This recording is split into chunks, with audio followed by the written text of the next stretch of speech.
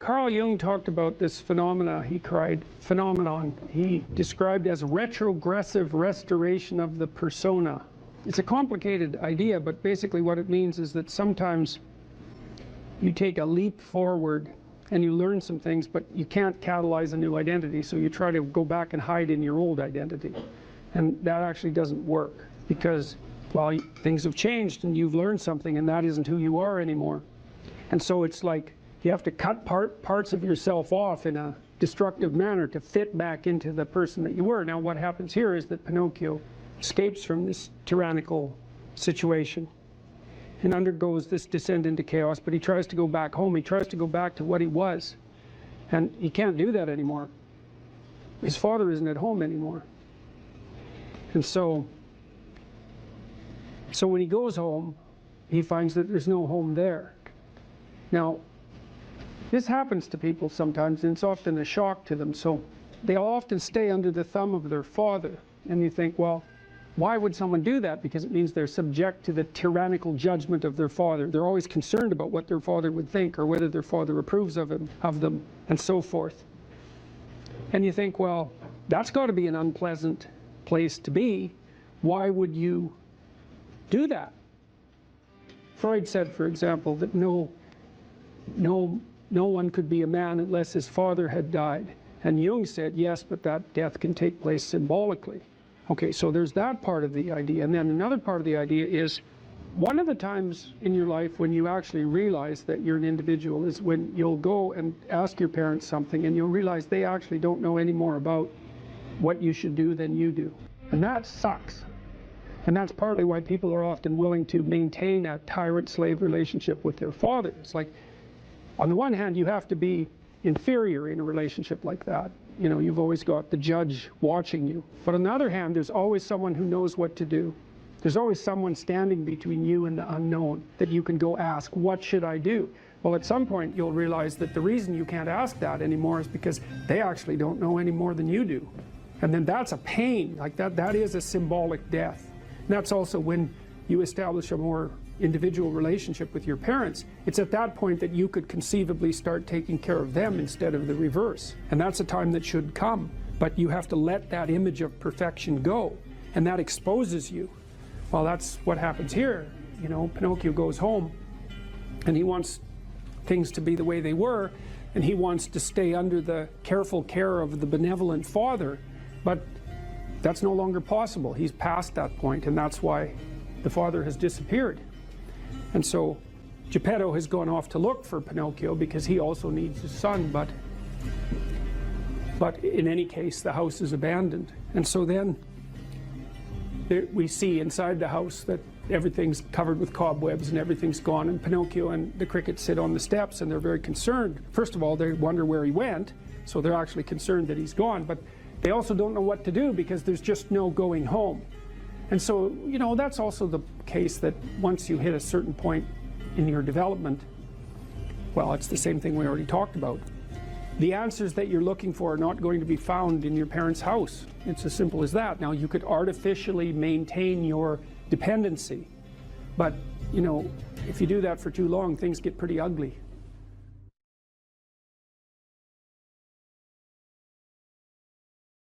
This is the Peter Pan story, roughly speaking. Peter Pan is this magical boy. Pan is the god of everything, roughly speaking, right? And so it's not an accident that he has the name Pan.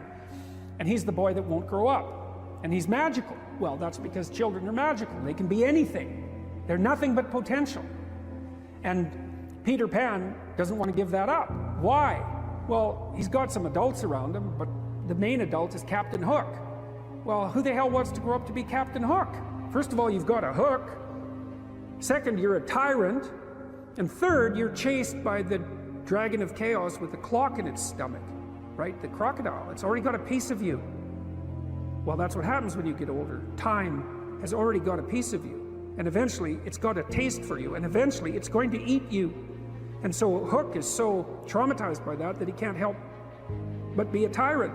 And then Peter Pan looks at traumatized Hook and says, well, no, I'm not sacrificing my childhood for that. So that's fine, except he ends up king of the Lost Boys. in Neverland. Well, Neverland doesn't exist, and who the hell wants to be king of the Lost Boys?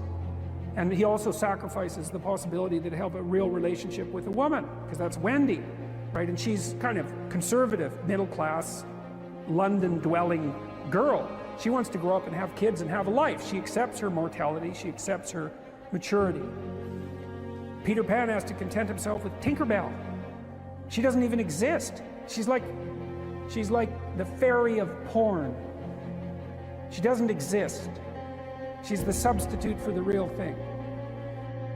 But the dichotomy that you're talking about is very tricky, because there's a sacrificial element in maturation, right? You have to sacrifice the pluripotentiality of childhood for the actuality of a frame. And the question is, well, why would you do that? Well, one reason is it happens to you whether you do it or not. You can either choose your damn limitation, or you can let it take you unaware when you're 30, or even worse, when you're 40. And then that is not a happy day. I see people like this, and I think it's more and more common in our culture, because people can put off maturity without suffering an immediate penalty. But all that happens is the penalty accrues, and then when it finally hits, it just wallops you, because when you're 25, you can be an idiot. It's no problem. Even when you're out in a job search, it's like, well, you don't have any experience and you're kind of clueless. It's, yeah, you're young, it's no problem. That's what young people are like, but they're full of potential. Okay, well, now you're the same person at 30. It's like people aren't so thrilled about you at that point. It's like, what the hell have you been doing for the last 10 years? Well, I'm just as clueless as I was when I was 22. It's, yeah, but you're not 22. You're an old infant, right? And that's an ugly thing, an old infant. So, part of the reason you choose your damn sacrifice, because the sacrifice is inevitable, but at least you get to choose it. And then there's something that's even more complex than that in some sense, is that the problem with being a child is that all you are is potential, and it's really low resolution. You could be anything, but you're not anything. So then you go and you adopt an apprenticeship, roughly speaking, and then you become something. And when you're something, that makes the world open up to you again. Like if you're a really good plumber, then you end up being far more than a plumber. Like you end up being a good employer. If you're a really good plumber, well, then you have some employees, you run a business, you train some other people, you enlarge their lives, you're kind of a pillar of the community, you have your family. Once you pass through that narrow training period, which narrows you and constricts you and develops you at the same time, then you can come out the other end with a bunch of new possibility at hand. And Jung talked about that. He thought that part of the proper path of development in the last half of life was to rediscover the child that you left behind as you were apprenticing. And so then you get to be something and regain that potential at the same time. Very, very smart. Well, he was very, very smart. So that's very wise thing to know. So, yeah. Sacrifice. You get to pick your damn sacrifice. That's all. You don't get to not make one. You're sacrificial whether you want to be or not. That's a good thing to know as well. Another way of thinking about this too, in the Abrahamic stories, God calls to Abraham to get him to leave his father's tent. He's there like till he's 80, lagging around, lolling around, being useless, and the call to adventure arises, and it's attributed to the voice of God, and Abraham goes out in the world, and he has a hell of a terrible time of it. He encounters famine and tyranny and conspiracy to steal his wife, and it's really quite dreadful, to the point where you might think that Abraham was a lot better off just being in his tent. But the story insists that Abraham's adventure is not only necessary, but a precondition for the entirety of Western civilization that follows in his stead, essentially. And so it's difficult, but necessary. And I think there's an analogy between the voice that calls Abraham as an individual away from his father's tent, the safe confines of his father's tent, and the political voice that calls Moses to pull his entire people out of the tyranny in Egypt. I don't think that's an unreasonable parallelism. And so God in that situation is the voice of adventure and the voice of freedom.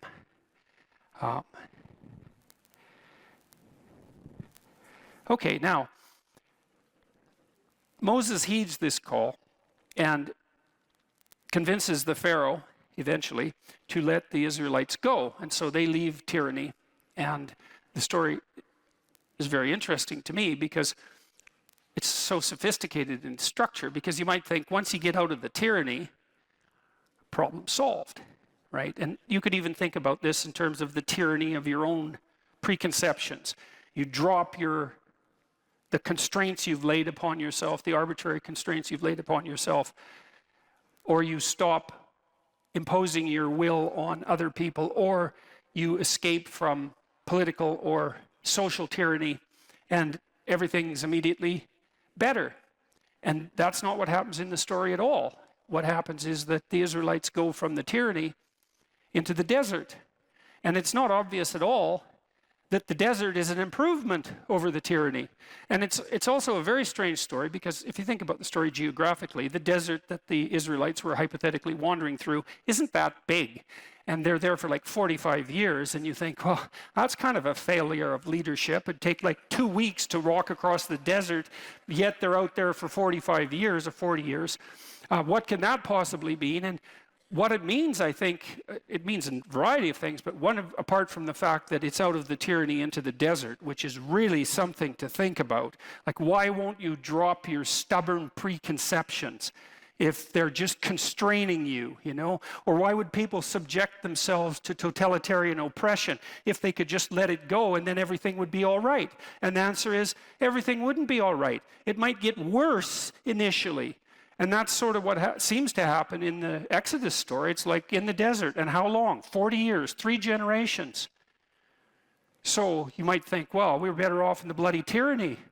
And lots of times, we've seen this in the modern world, there were no shortage of people in the Soviet Union once the Soviet Union collapsed, even after the terrible 1990s, who were, what would you call it,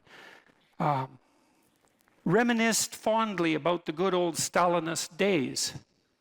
And you can kind of understand that, because maybe knowing exactly what you should be doing all the time is preferable to not knowing what the hell's going on ever. And maybe that's the distinction between the tyranny and the desert. You know, you drop the tyranny, but then what? Well, what happens in the desert? The Israelites are wandering around there for like decades, and they fight amongst themselves. And Moses has to act as a judge. I won't get into that too much, but he judges them for a very long period of time, for many, many hours every day, trying to help them regulate their behavior now that they don't have a central authority.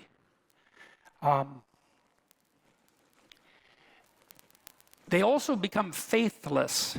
That the story insists upon this, that they lose their faith in the God that called them out of Egypt. And so you could say they lose faith. This is one way of thinking about it. They lose faith in the principle of freedom. And it's not that surprising, because now they're free, they're in the desert, and so that's kind of rough. And so why wouldn't they continue with their faith in the God that called them to freedom? It says, well, look where you brought us. This isn't so good. And then they start to worship false idols. And that's relevant to tonight's topic of discussion, because we're talking about ideology, right? I said abandon ideology. It's the same idea, false idols. What makes an idol false? The Israelites are thinking, well, God and his desire for freedom brought us to this desert. How about a new God? You know, one that's not so annoying, let's say. And so that's all well and good, and they start worshiping all sorts of different idols, golden calf, for example, and they're having a fine old time of it, fractionating into their multiple groups of belief, worshiping false idols. I should make just a side note about what worship means, because it's a weird word. And I would say, you know, if you hero worship someone, then you want to be like them.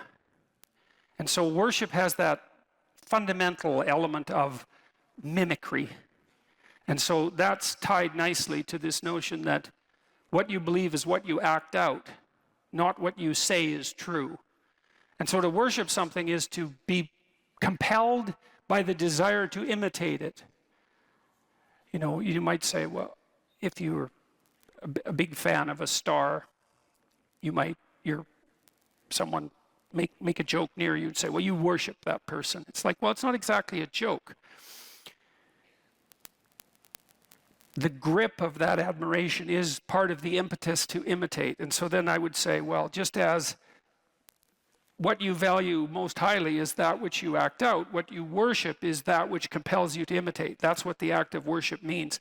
To imitate and to celebrate. To celebrate is to put at the highest place. To say this is the highest of values. And so now the Israelites are out in the desert and they're worshiping false idols, which means they're putting the wrong thing in the highest place. And then we have the same objection. How do you know that it's the wrong thing? Which is the same question. How do you know when a belief is an ideological belief and when it's valid? Or can you even say such a thing? And how do you know when you're saying it that you're not just falling into the same trap? I'm trying to puzzle that out piece by piece.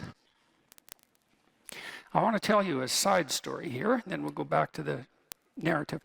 A couple of side stories. On the back of your dollar bill, there's a pyramid.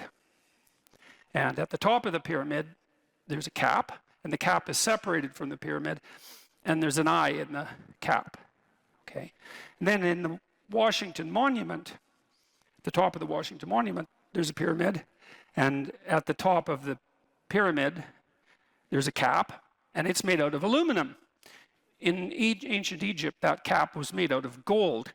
The reason it's made out of aluminum in Washington is because aluminum was more expensive than gold when the Washington Monument was made, and they wanted to make the cap of the pyramid, which is the thing at the very top of the pyramid. They wanted to make it out of the most valuable material. Now, why would you want to make what's at the top of the pyramid out of what's most valuable?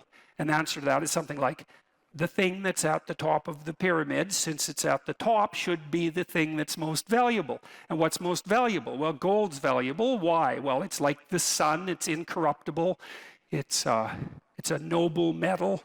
It gleams like the sun. It's a symbol of value. And so the notion there is that the thing that's at the very pinnacle of the pyramid should be the thing that's most valuable. And then we're back to the question. How do you know that something is valuable compared to something else? Okay, so put that aside, back to the Exodus story. So the Israelites are worshiping all these false idols, and God's getting upset about this. And he sends a bunch of poisonous snakes in amongst the Israelites to bite them. And which seems kind of heavy-handed, you might say, because the poor Israelites, they're thinking, tyranny, desert, snakes, you know, enough. And fair enough, you know, I have all sorts of sympathy for their position, because out of the tyranny into the desert, that's no joke. And then to add snakes to that seems like too much. But doesn't matter, because you'll find yourself in your life at times when you've gone out of the tyranny into the desert and you're suffering plenty, and then the snakes come and you're suffering even more. And well, the Israelites get together and they go to Moses. They get together and they think, okay, enough snakes. We'll repent. They go to Moses and they say, look, we get it. Can you have a chat with God? Get him to call off the snakes. And so Moses says, I'll see what I can do. And he goes and has a chat with God. And he says, you know, you're stiff-necked people. It's a reference to the Pharaoh. Repent. Do you think you could do something about the snakes? And God has a perfect opportunity there to just get rid of the snakes since he brought them. But that isn't what happens. And that's extremely strange, at least. Now, I'm not going to claim that what I am going to tell you that I think it means is what it means, because who knows these things. But I think we could all agree that at the very least, that's very strange. The whole story is strange, but that's strange. Moses goes to God. He says you could call off the snakes, and God doesn't. He says something almost incomprehensible. Instead, he says, you should take Moses already has a staff. It's the staff of Moses, and he's done all sorts of magic tricks with it before, like turning it into a snake and having it turn back into a staff. And I won't get into that. That's a very interesting idea in and of itself. But God tells Moses' staff is also the staff of God. It's the thing that Moses relies on. It's, in some sense, it's the thing he can lean on. And so the staff is something you can lean on. And when you're walking, of course, the staff helps you stand and walk. And so it's a support. It's something reliable. Anyways, God tells Moses, take the staff and cast it in bronze, and then cast a snake in bronze, so make a sculpture, and stick the snake on the staff and put the staff in the ground, and then have the Israelites go look at the snake. And if they do that, then they won't be poisoned when they get bitten. And you think, what the hell is going on with that story? It's like, it's so peculiar. You know, this is one of those situations with the story. You think there's either something deep going on here, or it's completely, I don't know what your conclusion can be. It's incomprehensibly strange, but that's the story. And so anyways, the Israelites go and they look at the snake, and then they're not poisoned anymore. And then here's even a weirder twist on that story. So many thousands of years later, Christ says, according to the Gospels, that he has to be lifted up like the snake Moses hung on the staff in the desert, which takes a story that's already unbelievably peculiar and makes it way more peculiar. Because you think, well, why in the world would someone who is reputed to be the savior of humanity, regardless of whether or not you believe that, why would he associate himself with a snake? And then, especially given, the reputation of the snake, and more particularly, why associate himself with the particular snake that Moses used because God told him to in the desert? It's another one of those situations where there's either something going on here that's extremely mysterious, or what is it? What is it? Is it a kind of insanity? It's not obvious at all what to do with that story. But here's what you do with it if you're a clinical psychologist, or if you're me and you're a clinical psychologist. One of the things we have learned is that we've learned a couple of things as clinicians, let's say. Here's one: honest speech cures people. Right? So Freud, in some sense, was the first person to really formulate that clinically. He said, come to my practice, and you can lay on this couch, and you just say whatever comes into your mind with zero censorship. And the consequence of that will be your thoughts will weave a pathway to your problems, which will then reveal themselves in a manner that, in principle, allows you to, for Freud, express the emotion associated with the problem and be cured as a consequence. Now, I don't think Freud had that right, because it's not the expression of the emotion that's curative, but it is the case that clinicians have agreed that untrammeled speech, so that would be free speech, except in the clinical setting, is in fact curative. And you kind of know that, right? Because you have people around you, perhaps, that you can tell the truth to, and vice versa. And there are times when, well, all the time, that might be painful because they tell the truth, and so do you, but it's really helpful, and sometimes it's absolutely bloody necessary, right? Especially if you're in trouble, because you want someone that you can tell the truth to who will return the favor. And because thought is associated with adaptation, then true thought is going to be associated with redemption. So the truth sets you free in that regard. And so that's one thing that clinicians have all converged on, regardless of their school of clinical endeavor. And here's another. If you voluntarily confront what you're afraid of, you get braver. And so the behavior therapists, the Freudians figured this out a bit, because they would have you revisit trauma that occurred earlier in your life. And that's a pretty common therapeutic technique. We should talk about those things that still plague you emotionally. I don't think we should talk about them so that you get to express the associated emotion. I think we should talk about them so you figure out how it was that you were vulnerable enough so that you got hurt, and then figure out how to not have that happen anymore. I think that's really the conclusion of a century's worth of clinical practice. But the other conclusion is, you face what you're afraid of voluntarily, you get better. So if people have a phobia of elevators, they're agoraphobic, you can teach them slowly to approach an elevator and to open it and to go inside it, and their fear of the elevator will radically decrease. And their fear of many other things will decrease simultaneously, because it turns out that when you face the things you're afraid of voluntarily, you don't get less afraid.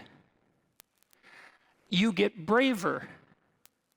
And that's better than less afraid, because imagine if it's just less afraid, you'd have to expose yourself to every single thing you were ever afraid of, in order to become less afraid. But if you got braver, you just expose yourself to some of the things that, that intimidate you, and there'd be a growth of personality as a consequence of that, and then you'd be better off in facing all of the things you're afraid of. Well, that's what happens in the desert. So there's this weird idea, and I don't know what to make of it exactly, but you can see what you can make of it. God could have just called off the snakes, but he seems to have made a decision that no, the snakes are there and there's nothing that can be done about them, but you can make people a hell of a lot better than they are. And one of the ways you do that is by encouraging them to voluntarily confront the things they're afraid of. But the young men really need to hear this more, I think, is that you should be a monster. Because everyone says, well, you should be harmless, virtuous. You shouldn't do anyone any harm. You should sheath your competitive instinct. You shouldn't try to win. You don't want to be too aggressive. You don't want to be too assertive. You want to take a back seat and all of that. It's like, no. Wrong. You should be a monster, an absolute monster, and then you should learn how to control it.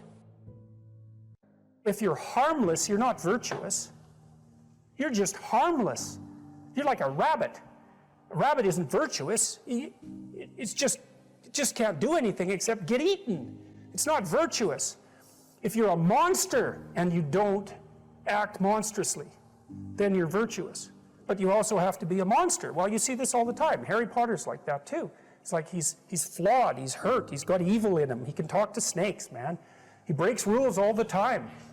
All the time. He's not obedient at all. But, he has a good reason for breaking the rules. And if he couldn't break the rules, him and his little clique of rule-breaking, troublemakers, if they didn't break the rules, they wouldn't attain the highest goal. So it's very peculiar, but it's a very, very, very, very common mythological notion. The hero has to be a monster, but a controlled monster. Batman is like that, it's everywhere. It's the story you always hear. Someone who is incapable of cruelty is a higher moral being than someone who is capable of cruelty. And I would say, and this follows Jung as well, that that's incorrect, and it's dangerously incorrect, because if you are not capable of cruelty, you are absolutely a victim to anyone who is. And so part of the reason that people go watch anti-heroes and villains is because there's a part of them crying out for the incorporation of the monster within them, which is what gives them strength of character and self-respect, because it's impossible to respect yourself until you grow teeth. And if you grow teeth, then you realize that you're somewhat dangerous, or maybe somewhat seriously dangerous, and then you might be more willing to demand that you treat yourself with respect and other people do the same thing. And so that doesn't mean that being cruel is better than not being cruel. What it means is that being able to be cruel and then not being cruel is better than not being able to be cruel. because in the first case you're nothing but weak and naive, and in the second case you're dangerous, but you have it under control.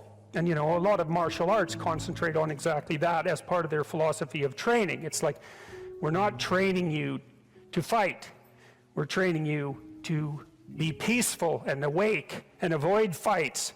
But if you happen to have to get in one, and I guess the philosophy also is that if you're competent at fighting, that actually decreases the probability that you're going to have to fight, because when someone pushes you, you'll be able to respond with confidence, and with any luck, and this is certainly the case with bullies, with any luck, a reasonable show of confidence, which is very much equivalent to a show of dominance, is going to be enough to make the bully back off. And so the strength that you develop in your monstrousness is actually the best guarantee of peace. And that's partly why Jung believed that it was necessary for people to integrate their shadow. And he said that was a terrible thing for people to attempt, because the human shadow, which is all those things about yourself that you don't want to realize, reaches all the way to hell. And what he meant by that was, it's through an analysis of your own shadow that you can come to understand why other people are capable, and you as well, of the sorts of terrible atrocities that characterized, let's say, the 20th century. And without that understanding, there's no possibility of bringing it under control. When you study Nazi Germany, for example, or you study the Soviet Union, particularly under Stalin, and you're asking yourself, well, what are these perpetrators like? Forget about the victims, let's talk about the perpetrators. The answer is, they're just like you. And if you don't know that, that just means that you don't know anything about people, including yourself. And then it also means that you have to discover why they're just like you. And believe me, that's no picnic. So that's enough to traumatize people, and that's partly why they don't do it. And it's also partly why the path to enlightenment and wisdom is seldom trod upon, because if it was all a matter of following your bliss and doing what made you happy, then everyone in the world would be a paragon of wisdom. But it's not that at all. It's a matter of facing the thing you least want to face. If you're going to be a fighter, you have to want to win. And you have to want to hurt people. I mean, not for the sake of hurting them. That's what makes you different than an evil person. But you have to have that capacity. You have to develop that. And, you know, that's the step on the way to enlightenment, weirdly enough, because that isn't what people think. People have been fed this diet of pablum, rights and impulsive freedom, for so long. There's just an absolute starvation for the other side of the story. There are no rights, technically speaking, without responsibilities. And all we've had for 60 years is a dialogue about rights. Well, that leaves a hole on the other side of the story. And it's a hole that's in people's hearts, essentially. Because responsibility, well, perhaps that's not more important than rights. Like I said, they're part and parcel of the same formula.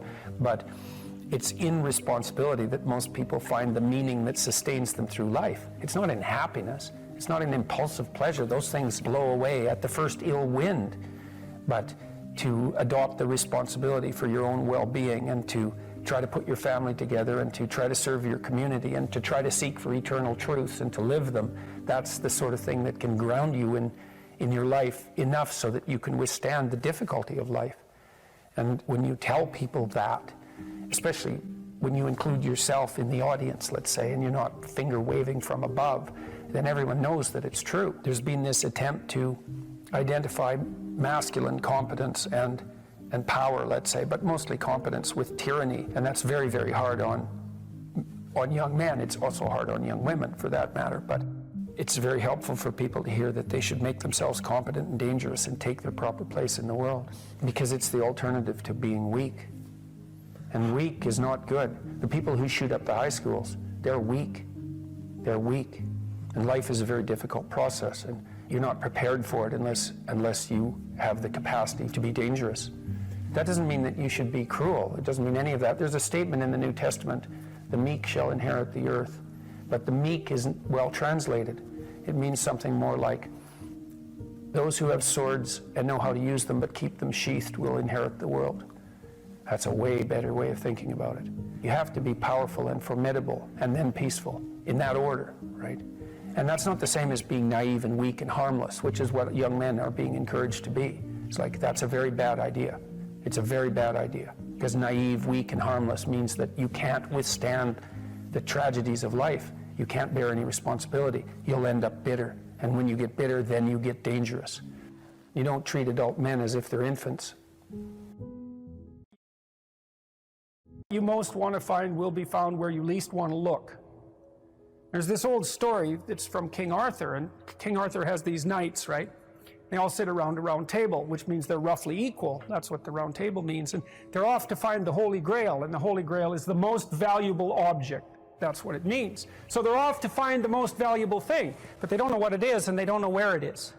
But they know that there's a most valuable thing, so in some sense it's akin to them orienting themselves by the star. And they don't know where to look, and so what they decide is they have the castle, and it's the middle of a forest, and so each knight decides to start looking for the Holy Grail by entering the forest at the point that looks darkest to him. And so what's the idea there? Well, imagine there are things that come easy to you, and that you're fond of pursuing, and that you're happy about pursuing. So you've found those and pursued them, and you've mastered them. So you know all that, but then there's another place that you don't want to go. And so you haven't gone there, and you haven't mastered it, and you're very small in comparison to it because you haven't mastered it, and so it has this monstrous aspect. If what you're doing isn't working, it's where you haven't gone that you need to go. And so I can give you another example of this. So let's say you're an agreeable person, and so you don't like conflict, and you won't stand up for yourself, and you regard anger and the proclivity to provoke and to engage in conflict as something that's positively terrible. It's not only that you're not good at it, it's actually that it's wrong. So that's where you have to go if you're going to learn how to stand up for yourself. And imagine that you're afraid. Maybe you have something like agoraphobia. So there's a whole bunch of things that you're afraid of, and you don't want to go there. But if you want to put yourself together, then that's exactly where you have to go. And so it's frequently the case that what you want to find is to be found where you least want to find it. And that idea is echoed in the prominent stories of dragons and gold. It's exactly the same idea.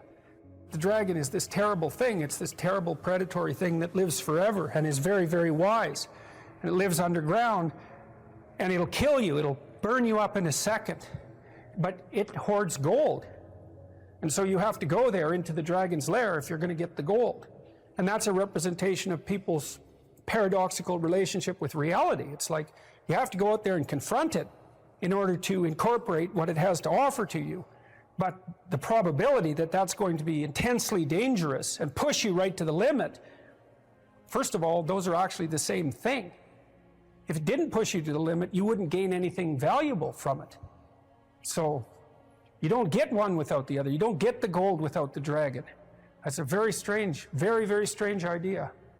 But it seems to be accurate. So all of that's lurking underneath this, in this imagery of the whale. Now, the whale, you can think of the story of Jonah. What happens with Jonah is that, roughly speaking, he's a prophet, and God tells him that he has to go to this city and straighten it out because it's veered off the path and it's heading towards doom. And Jonah thinks, I'm not going to that city to tell those people anything like that because they're not going to be very happy with me just showing up there and telling them, everything they're doing wrong. And so he hops on a boat and tries to get out of there.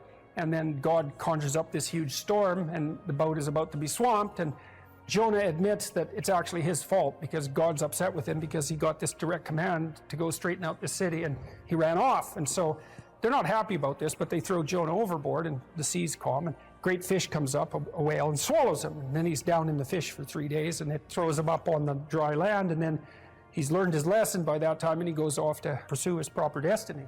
So that's echoed in this story as well, that if you don't follow the pathway that you're supposed to follow, the seas will become stormy for you, and something will come up and pull you down, and you'll be in a terrible place for some length of time till you learn your lesson. And if you're lucky, you'll get spit back up on shore, and then you can go do what you should do. Well, that's not a lesson that anybody needs to have interpreted. I think everybody understands that. part of spiritual development is to recognize the satanic tendencies that characterize you and to fully wrestle with them and to integrate them. That's the thing. It's not so much to cast them away, it's to transmute them. And you can see the difference between people who've done that and people who haven't, at least to some degree, because people who haven't integrated the shadow at all are naive. And you can tell that when you look at them, and you can tell that when you talk to them. And because they're naive, they're often resentful as well because they get taken advantage of.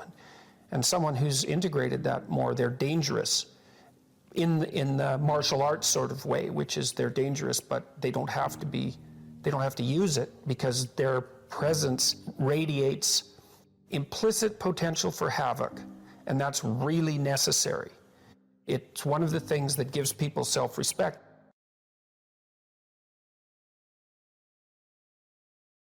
What steps should someone take to start developing delayed gratification when they constantly give in to instant gratification? Well, okay, imagine, I know the answer to this to some real degree because I had graduate students in particular who I picked because they were very smart and often very creative, but sometimes they weren't very conscientious. So they had a hard time delaying gratification. And so, well, I would say, if you would like to discipline yourself, which is a very good idea, you need to pick a direction. Pick a direction you want to go first. Pick a goal you would like to attain. And a medium to long-term goal. You might imagine something you need and want, some attainment that would motivate, whose pursuit would motivate you. And you can ask yourself that. It's a good question to ask yourself in general. This is a very good question to ask yourself is, if you could have what you needed and wanted, what would that be?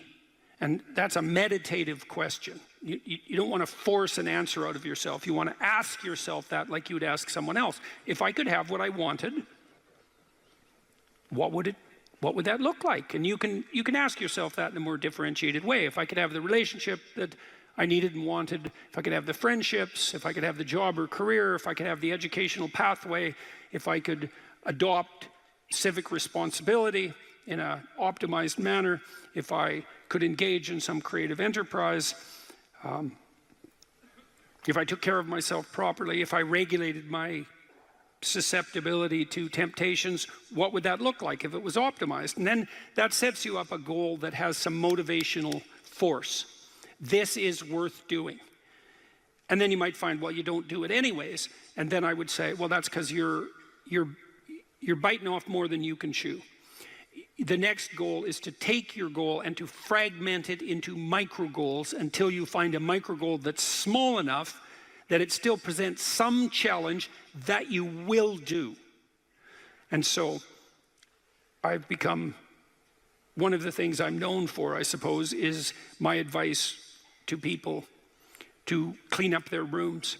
And the people who think I'm their enemy laugh about that rule because of its simplicity, let's say. But the only reason they think it's simple is because they've never tried it. It's actually extremely difficult. And it was very frequently the case that, well, it's very difficult to put your room, your office, your bedroom in order. I mean, you think about your bedroom, hypothetically, let's say you're married, you share that room with someone else. Is your bedroom in order? Really? And I don't just mean, is it neat? Maybe it's too neat. Maybe it's too orderly. Maybe it's too sterile. Maybe it's too bare. Maybe that characterizes your whole bloody relationship. Maybe, really? And maybe that is genuinely reflected in the state of your room, because it's very probable that that room is a microcosm of your marriage. It's highly probable. And so what that would mean is to organize that room would require the organization of your marital life, not least because if you want to put that room in order, you're going to have to negotiate with your wife about how that's going to be done. And while you're making that negotiation, even in relationship to the micro details, you're going to encounter almost everything that's wrong with your relationship. And so you know, you might ask yourself when you walk into your bedroom, I hate this bedroom. It's like, you should really think that through. And then you need to think through what you would need to do so that you love that room. Or even more complexly, so that you both loved it. Because that's a tough thing to attain, boy. Because you're going to have differences in taste, you're going to have differences in orderliness. There's all sorts of things that you're going to have to negotiate in order to make that room you both inhabit jointly desirable. Anyways,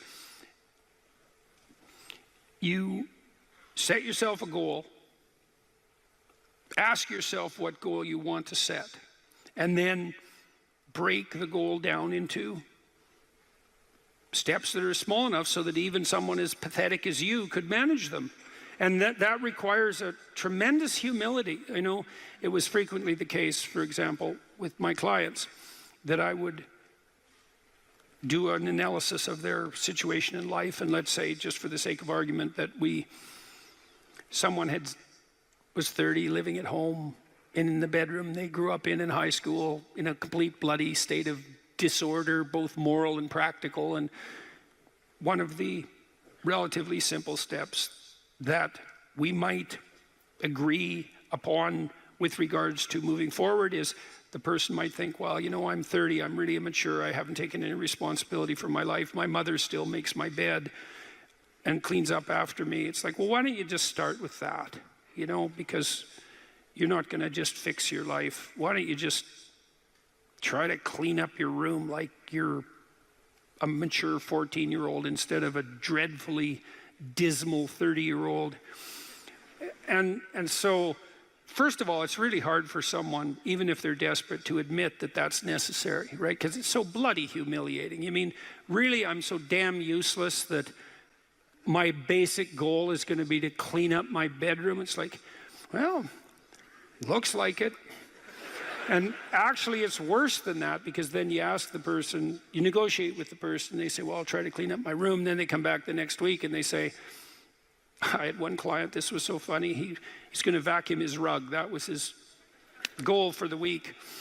He just had a child out of wedlock, and he was afraid that he was going to be a very bad father, which was a very realistic fear. And so he wanted to put himself together, you know, and so that's why he came to see me. And he lived in this squalor, and one thing we decided to do was that he could vacuum the rug, which he hadn't done for like 12 years because his mother would do it.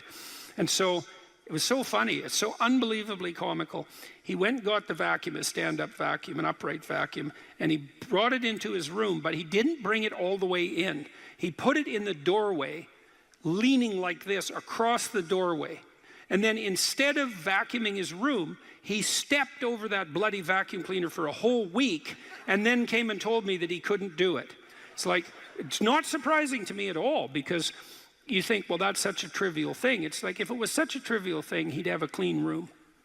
It's not trivial at all. That chaos in his immediate environment was deeply emblematic of the chaos of his life. They were the same thing.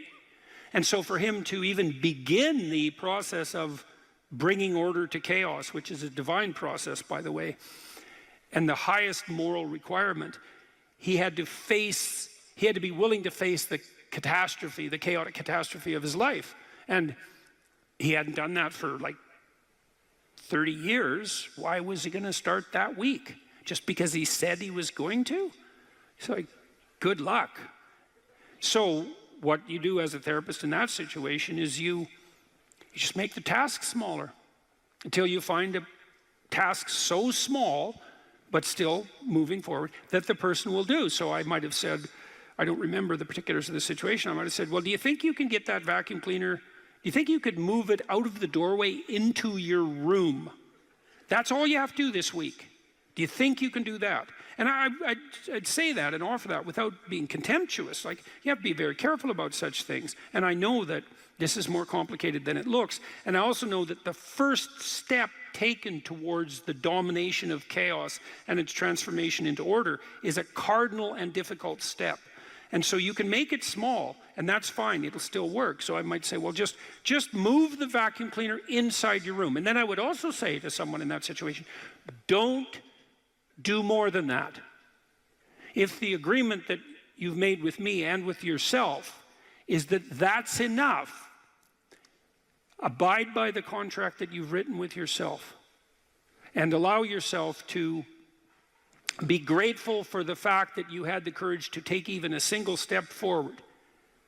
And don't push your bloody luck, because maybe you'll have a brief fit and vacuum the whole rug, and then you'll be so annoyed at how you've destabilized your entire life that you'll redouble your attempts to make a mess, and the place will be more like hell than ever for 2 months.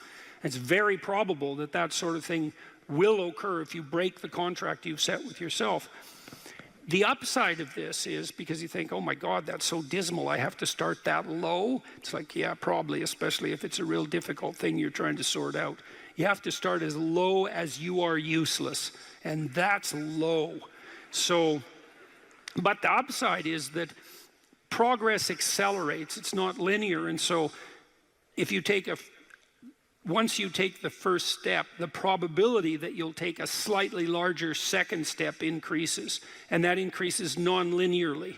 And so once you get the ball rolling, so to speak, once you start pushing the rock uphill, you can do it faster and faster. And so even if you have to start in a very humiliating manner, that doesn't mean that's where you'll end. One of the things that Tammy and I learned to do, and this was a consequence of me being trained as a behavior therapist, is, we'll just take an example that maybe I was trying to learn how to compliment her when she dressed nicely. And maybe the fact that I wasn't good at that was manifest in the fact that she'd put some effort into her dress, and then I wouldn't respond in the appropriate manner, and that would dishearten her. And I don't particularly remember that exactly happening, but it'll be a perfectly reasonable example. And so then she would be displeased. And then the question would be, well, is she displeased because I'm too stupid to offer a proper compliment? Or is she displeased because she's so needy and lacking confidence that she needs a compliment that would go beyond the ordinary? And the answer is, what the hell do we know? Could be one or the other or both. And so what's a possible solution to that? And one possible solution would be, okay, if you do put some effort into your appearance, or I do, we could reverse the situation, but if you put some effort into your appearance, and you would like to hear from me exactly the words that would reward you for doing that and provide you with the confidence to attempt it again in the future, what would those words be? You look good without a beard, dear. Thank you. You're welcome. Yeah. Very funny. Very funny. And then you can say, well, if you tell me those words, I will repeat them back to you. And then the person who needs the words might object, well, that's false, it's superficial, it's artificial, it's not spontaneous. And if you really loved me, I wouldn't have to tell you what to say. It's like, well, all of that's wrong. It's like, just because I love you doesn't mean I'm not stupid. And so, in fact, I love you might even be evidence that I am, in fact, stupid. So like, help me out here. I don't know what you want, and maybe you could just tell me, and then I'll tell you what you want, and I'll do it stupidly and badly. But I'll be slightly better at it the next time, and maybe if you let me practice 50 times stupidly and badly, I'll get reasonably good at it, and then that's something that we'll be both good at for the rest of our lives. And that's something worth knowing. If you imagine you're upset with your partner because they haven't delivered something to you, whatever it is that you want, and then there's two questions that arises, right? Are you just like immature and greedy and self-centered, or are they useless and incapable of delivering? And neither of you know, and you have to sort that out. And then you also, as the injured party, let's say, might regard it as a moral necessity on your part to indicate to your partner exactly what you want, is to tell them. Like, it looks to me like if you did this or said this, then that would satisfy me. And then you might say, well, is that reasonable? Do you feel that it would be reasonable for you to offer that? Would you be willing to offer that? Am I pushing you too far? Those are all things that have to be sorted out. And then You can practice that, and you can practice that with the resolution of every dispute that emerges. If you're willing to take to yourself the responsibility of communicating to your partner your conditions for satisfaction. It means you have to admit them to yourself too, which is also very difficult. And then you can help your partner take stupid incremental steps forward, in the direction that you'd like to see expand, and then you can get better at that. And that's unbelievably useful. You can get better at how you have dinner together, or breakfast or lunch. Those things repeat every day, so they're very important. You can get better at how you greet each other when you come home. You can get better at the routine that you fall into, let's say, when you go to bed at night or when you wake up in the morning. All these things that repeat, because that's your life, the things that repeat. You can conceptualize how you might like them to be ordered if they were undertaken in an optimal manner, and you can start incrementally moving forward to that. And you can do that by communicating what you need and want, and by carefully rewarding your partner for taking the appropriate incremental steps forward. And so if you're trying to discipline yourself, you make a goal, you break it down into micro goals, and you implement the micro goals and reward yourself for doing so. And if you do that reliably and you make that a practice, that you'll become more disciplined across time, and you'll move towards the fulfillment of your goals. And that's practically how that's the practical guide for success on that front.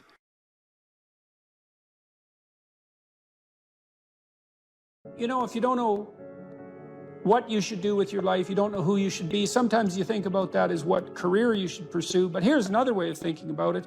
It's kind of a SEAL's ethos that Congressman Crenshaw detailed out. Here's some things you could be. Those are my words. These are his. You'll be someone who's never late. You will be someone who takes care of his men, gets to know them, and puts their needs before yours. You will be someone who does not quit in the face of adversity. You will be someone who takes charge and leads when no one else will. You will be detail-oriented, which you discuss a lot in later sections of the book, always vigilant, attentive. You will be aggressive in your actions, but never lose your cool. You will have a sense of humor, because sometimes that is all that can get you through the darkest hours. You will work hard and perform, even when no one is watching. You'll be creative and think outside the box, even if it gets you in trouble. You're a rebel, but not a mutineer. You are a jack of all trades and master of none. And then you follow that a little later with this paragraph, these paragraphs. Be aggressive enough to kill the enemy, but immediately calm enough not to scare the little old lady. You'll be that man who's mentally tough enough to operate in horrific chaos, then immediately transition to tranquility, all without mentally breaking. You will effectively transition from hyper-masculine aggressor to gentle caretaker. You'll be both a warrior and a gentleman. The qualities that made SEAL leaders great were rarely physical in nature. They listened. They empowered their team to be successful, carefully entrusting individuals with additional responsibility. It's a real conservative ethos there. They highlighted good performance publicly and criticized bad performance privately. And so, well, those are lists of virtues, and maybe they're not the only list of possible virtues, probably not. But if you're lost and you don't know where to start, practicing, you also talk about this idea that this is an Aristotelian idea, that we are our habits. We become what we practice. And imagine if you're lost and you're listening, you think, well, you find some things admirable. Well, you could practice those things, and you can practice them locally and minimally in your own relationships, and you can start to get good at them. And as you get good at them, well, you get better at them, right? And then you can broaden out the scope of your action into a wider purview. So you said here too, let's go for another quote here. Throughout your life, this is very practical advice too, and I think it's very wise from a therapeutic perspective. Throughout your life, you have people you look up to.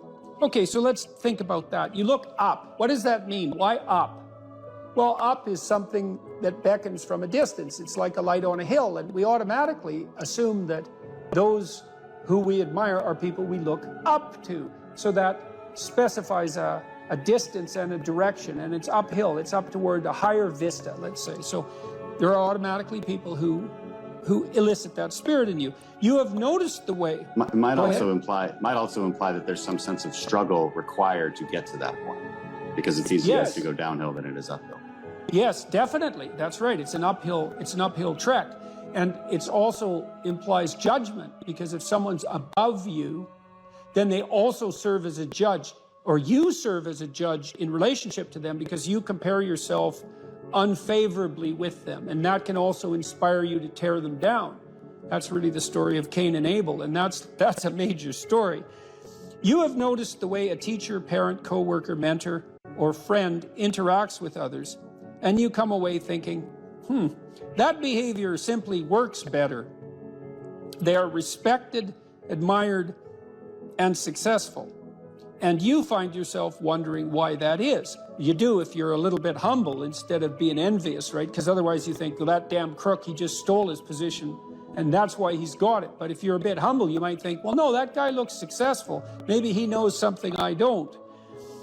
You are noticing attributes and character traits that are good and worth aspiring to. You are noticing attributes that make certain people more successful than others. You are noticing what a hero looks like. And in the process, you are discovering a path made up of desirable personality traits that helps you ascend in social hierarchies. That's Jacob's ladder, by the way. That ladder that is the hierarchy to the good. That's the vision Jacob has of the pathway to God, is that it's a hierarchical structure with the thing that's ultimately good at the pinnacle, by definition, right? The best of all possible goods. And then there are intermediary structures all the way up, and beings inhabiting those structures. And this isn't metaphysical. It's like, if you find someone you admire, the reason you admire them is because they're higher up in that heavenly hierarchy, so to speak, than you are. And your whole nervous system tells you that. You're compelled to listen, you're compelled to pay attention by the action of your own unconscious mind. You know, what's interesting about this point of identifying these heroes or at least role models, you can call them either one. I just thought heroes was a more compelling word to use for the sake of writing it. But what's interesting about it too is how pop culture actually plays a pretty important part of this, because like there's plenty of people who simply don't have these good role models in their lives, and you have to acknowledge that. And so where are they supposed to turn?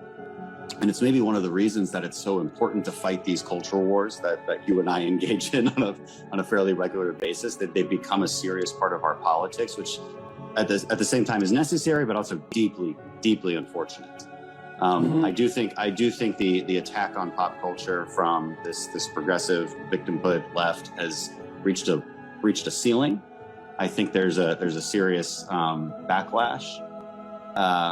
You look at movies like Top Gun, the recent one, Top Gun, and maybe like the highest grossing of all time. Absolutely phenomenal movie, really fun to watch. Why? Because it just had all of these classical virtues infused within it, about relationships and about how you treat people and what the consequences are for treating people as such. That these things speak to people in a deeper way. They can't necessarily articulate them, but they understand it when they see it. And there's these sort of radical minorities that are very loud that want that changed. You know, they want something else to be on that hill, but people react against it because it's not true. There's no truth to that. And something cries out from inside of them then, and that can be appealed to by a storyteller. I saw the same thing in the Marvel Avengers series, is that there is a return to any wide range of classical virtues, certainly brotherhood, a kind of a military ethos, sacrifice, a striving upward, certainly masculine virtues, the combination of the Hulk and Iron Man, for example. There's a monstrous element to the Hulk, but he's a hero in a strange sense, and he's also the revitalizing force for Iron Man when he just about dies, and that's all The reason those movies were so necessary and so attractive is because they are, in fact, addressing a radical conceptual void in the culture. And it's a void that, well, that you're addressing in your book, especially with your appeal, well, trifold appeal, let's say, to duty, responsibility, and humor at the same time, right? Which is a kind of stoicism in the face of catastrophe.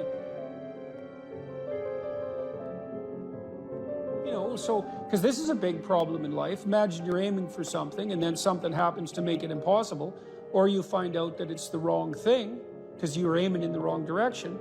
Well, so then what do you have to rely on to set you right? It's not your aim, obviously, but it might be your capacity to take new aim, and that's bloody well dependent on your character. That's for sure. And so I don't think there is a more fundamental aim than what you should be, and there's no better way of characterizing what you should be than that you should fortify your character.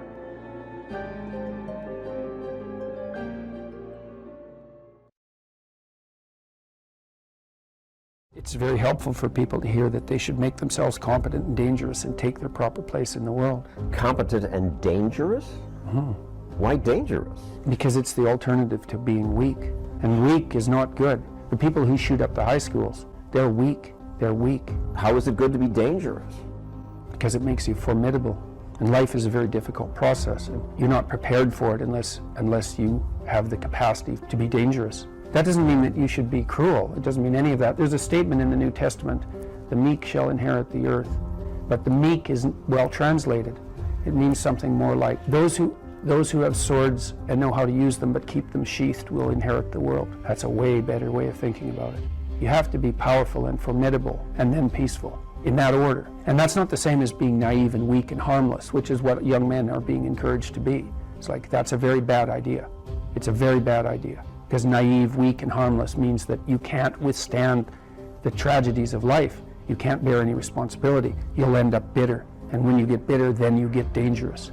But one thing I'm not getting, there's a big difference between letting people do something for themselves and saying men should be dangerous. By dangerous, that implies I should be ready to threaten someone, to hurt somebody. No, you should be capable of it. But that doesn't mean you should use it. There's nothing to you otherwise. Like if you're not a formidable force, there's no morality in your self-control. If you're incapable of violence, not being violent isn't a virtue. People who teach martial arts know this full well, right? If you learn a martial art, you learn to be dangerous, but simultaneously you learn to control it. Both of those come together. And the combination of that capacity for danger and the capacity for control is what brings about the virtue. Otherwise you confuse weakness with moral virtue. I'm harmless, therefore I'm good. It's like, no, that isn't how it works. That isn't how it works at all.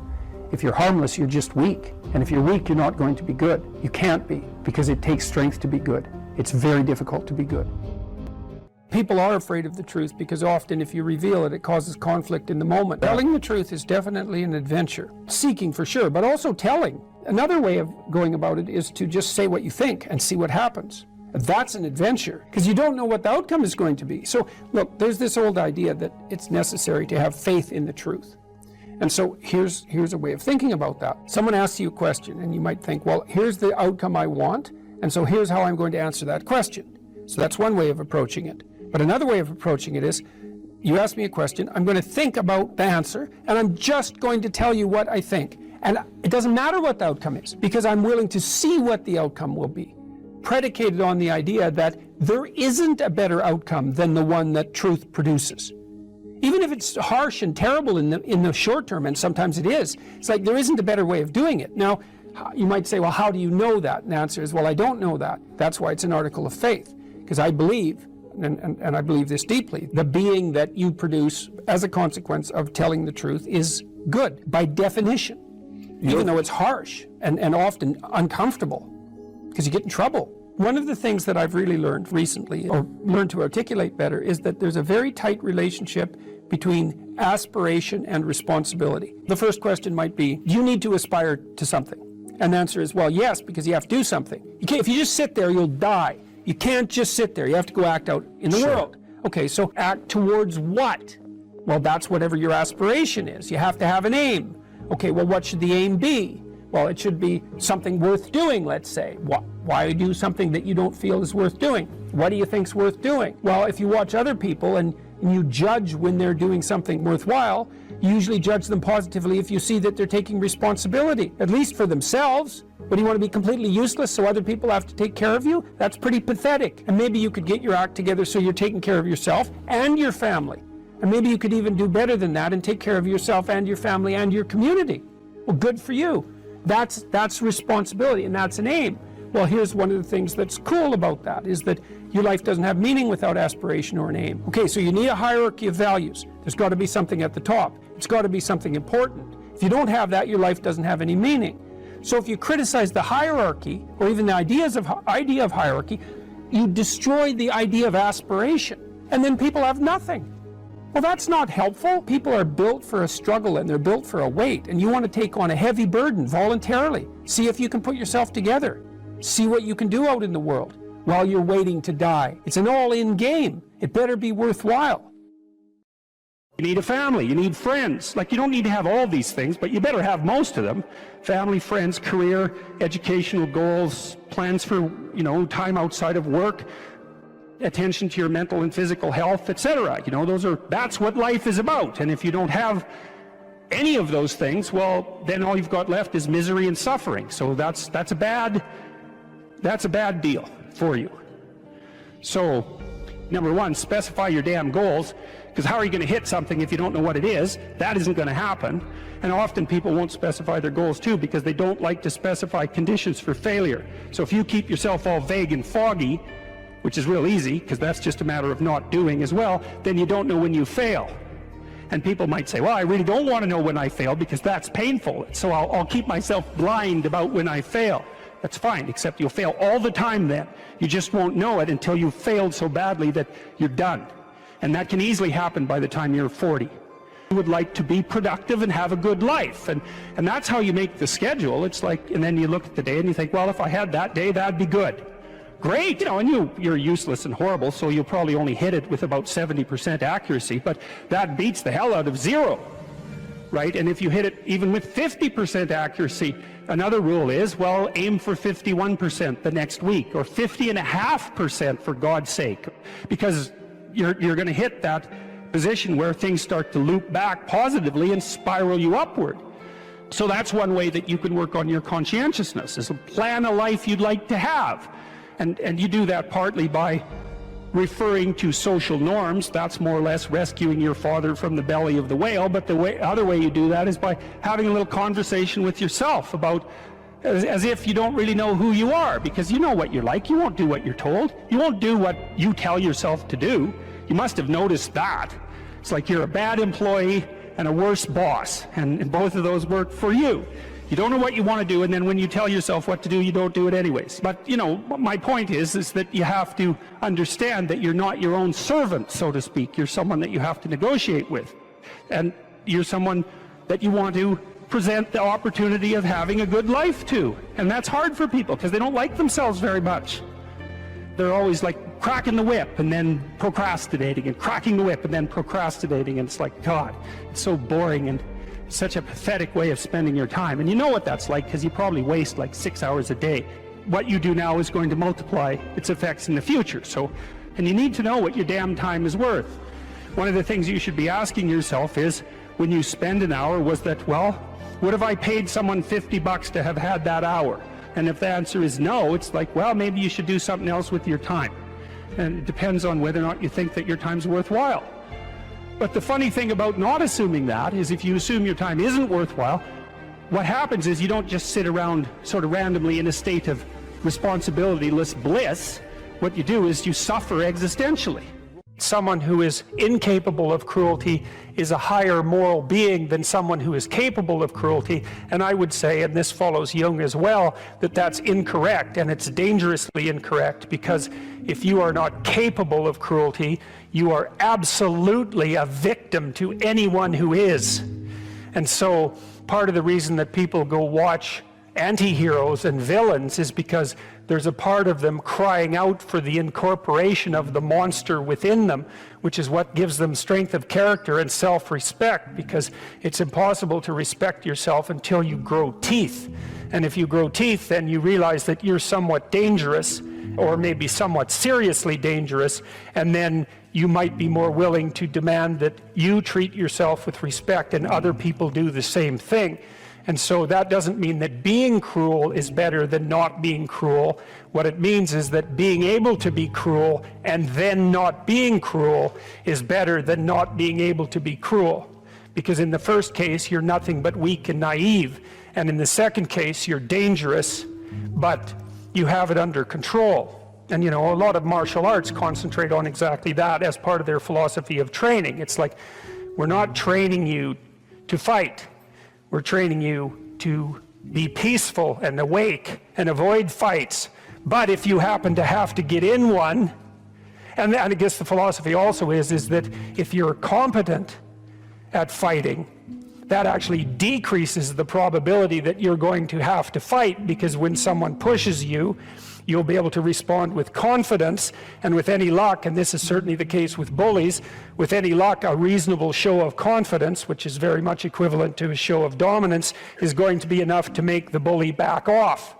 And so the strength that you develop in your monstrousness is actually the best guarantee of peace.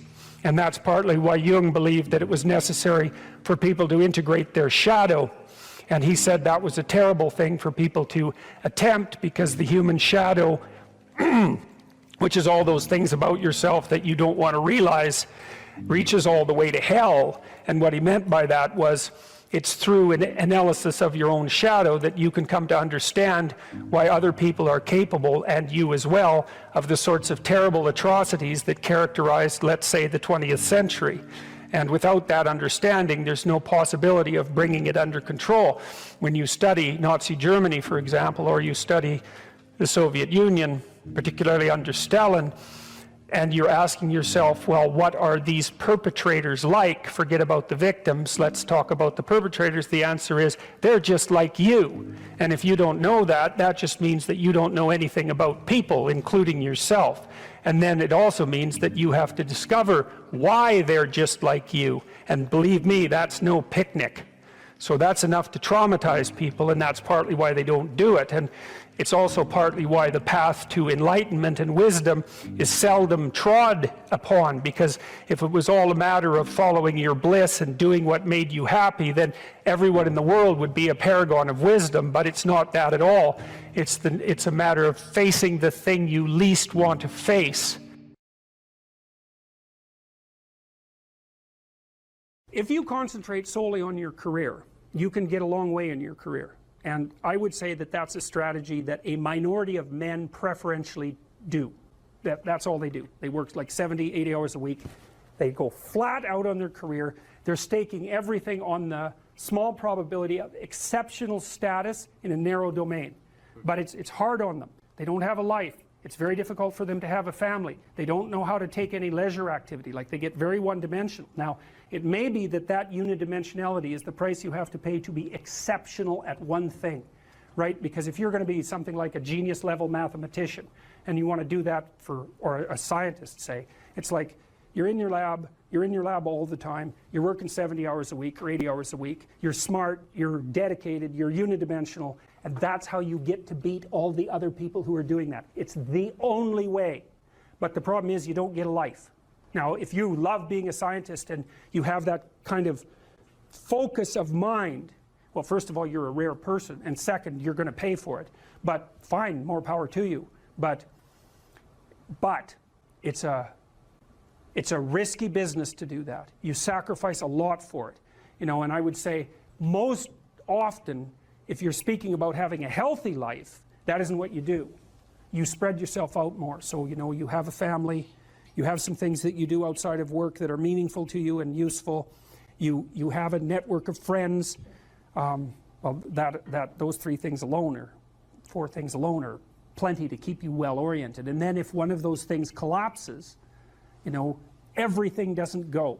Now, the price you pay for that is, the more you strive to optimize that balance, the less likely you are to be fantastically successful at any single one of them. But you might have a very, you know, if you consider your life as a whole, that might be a winning strategy. One of the things Carl Jung said, I really liked this. He thought that men went after perfection and women went after wholeness. There's something different at the top of the value hierarchy. So perfection would be stake it all on one thing and look for radical success. Not that all men do that, because they don't, but we're talking about extremes, at least with regards to the men that do that. The wholeness idea is more like, well, it's like I want one thing in my life to be 150%, or I want 5 things in my life to be 80%.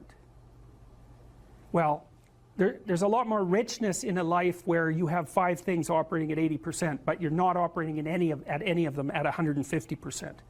So, and I really believe this because I've watched men and women go through their careers now for a long period of time, and one of the things that, there's lots of things that produce this, but one of the things that I've noticed is that mostly women in their 30s bail out of unidimensional careers. They won't do them. They won't put in the 80 hours a week that they would have to put in order to dominate that particular area. And it isn't, the reason that they won't do it is because they decide it's not worth it. And no wonder, because why would that be worth it? You have to ask yourself that. It's like, well, you want to be an outstanding scientist. It's like, okay, really, that's what you want, because that means that's what you do. Because you're competing with other people, you know, they're smart, they're hardworking, and if you want to be at the top, you have to be smarter and work harder than any of them. And working hard means working long hours. I mean, it also means working diligently, but in the final analysis, it's also an additive issue.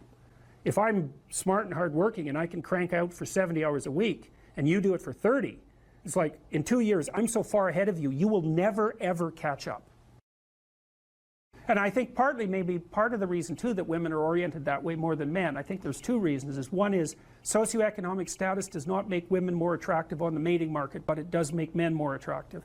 And the second is women's time frame is compressed, right? Because guys can always say, well, I'll have kids later, and they can say that till they're like 80. Whereas women, it's like, no way, man, you got to get it together by the time you're, let's say 40, but really probably by 35, but definitely by 40, because otherwise it ain't happening. And that's bloody dreadful. One of the common routes to extreme unhappiness is to want children and not have them. I wouldn't recommend that.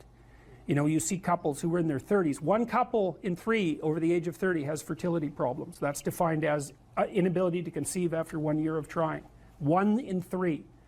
So it's worth thinking about, because people are very, very unhappy if they want to have kids and then they can't. Man, you're in the medical mill for 10 years if that's what happens to you. We've got a hypothesis that we're still working out that's supported to some degree by the relevant literature. So imagine that you're looking for a stable partner, right? So you might think, well, what do you want in a stable partner? And at least in principle, one of the things you don't want is too much mismatch between you and that person on the 5 fundamental dimensions. So for example, if you're really extroverted and you have a really introverted partner, you're going to engage in continual conflict about how much social activity the 2 of you should subject yourself to. And it's very, very difficult for people who widely differ on those dimensions to come to consensus, because it's not just a matter of opinion, right? It's really a matter of different, if you're looking at extremes, of really different types of people. And the thing about introverts is they just don't enjoy large-scale social interaction that much. One-on-one they're often fine, but in a group they don't like that, and it tires them out. Whereas a real extrovert, it's like you isolate them and they just wither on the vine, because a huge part of what actually motivates them in a positive way is tangled up with social interaction.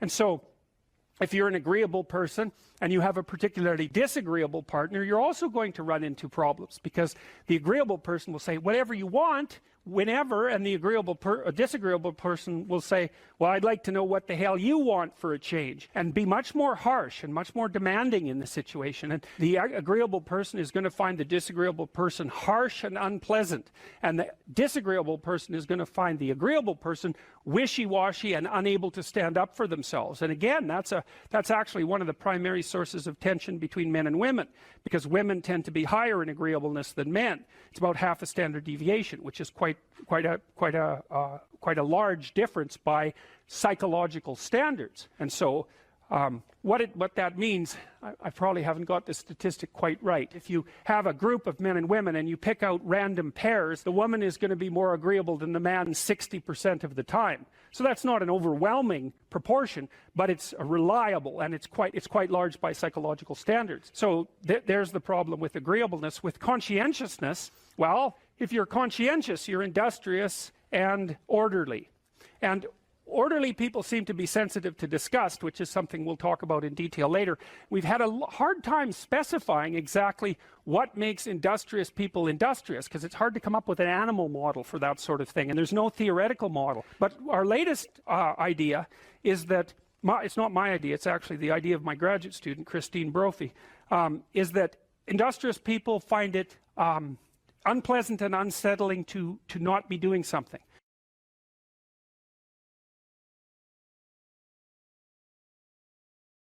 If you ask a disagreeable person what he wants, say, or she wants, they'll tell you right away.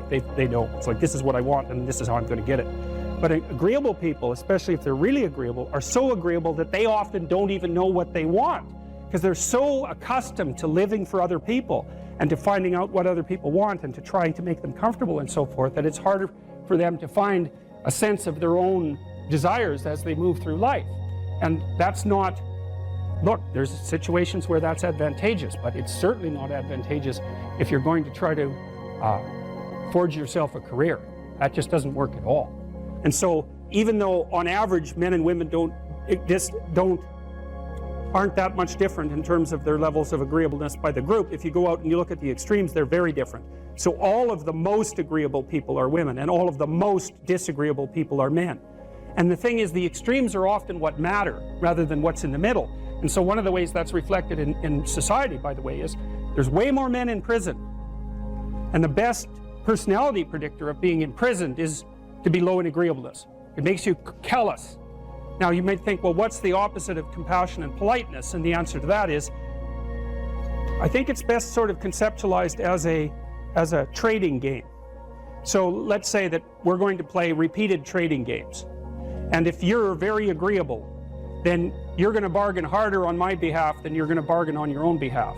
Whereas if you're very disagreeable, you're going to do the reverse. You're going to think, I'm in this trading game for me, and you're going to take care of your own interests. Where an agreeable person is going to say, no, at best, at worst, this has to be 50-50, but I'd like to help you every way I can. One of the things you have to be careful of if you're agreeable is not to be exploited, because you'll line up to be exploited. And I think the reason for that is because you're wired to be exploited by infants. And so that just doesn't work so well in that actual world. And one of the things that happens very often in psychotherapy, people come to psychotherapy for multiple reasons, but one of them is they often come because they're too agreeable. And so what they get is so-called assertiveness training, although it's not exactly assertiveness that's being trained. What it is the ability to learn how to negotiate on your own behalf. And one of the things I tell agreeable people, especially if they're conscientious, is say what you think. Tell the truth about what you think. There's going to be things you think that you think are nasty and harsh. And they probably are nasty and harsh, but they're also probably true. And you need to bring those up to the forefront and deliver the message. And it's not straightforward at all, because agreeable people do not like conflict. Not at all. They smooth the water. And you can see why that is, in accordance with the hypothesis that I've been putting forward. You don't want conflict around infants. It's too damn dangerous. You don't want fights to break out. You don't want anything to disturb the relative peace. And if you're also more prone to being hurt physically and perhaps emotionally, you also may be loath to engage in the kind of high-intensity conflict that will solve problems in the short term, because it takes a lot of conflict to solve problems in the short term. And if that can spiral up to where it's dangerous, which it can if it gets uncontrolled, it might be safer in the short term to keep the waters smooth and to not delve into those situations where conflict emerges. The problem with that is it's not a very good medium to long-term strategy, right? Because lots of times there are things you have to talk about because they're not going to go away. And the advantage to having a well-socialized disagreeable person is that they really don't let much get in their way. So if you can get a kid who's disagreeable socialized, that person can be quite the creature, because they're very forward moving in their nature and very difficult to stop. But if you don't get them successfully domesticated, tamed, roughly speaking, by the time they're 4, their peers reject them. And that's a big problem, because your job as a parent is to make your child socially desirable by the age of 4. Like you want to burn that into your brain, because people don't know that. That's your job. And here's why. It's easy if you think about it carefully.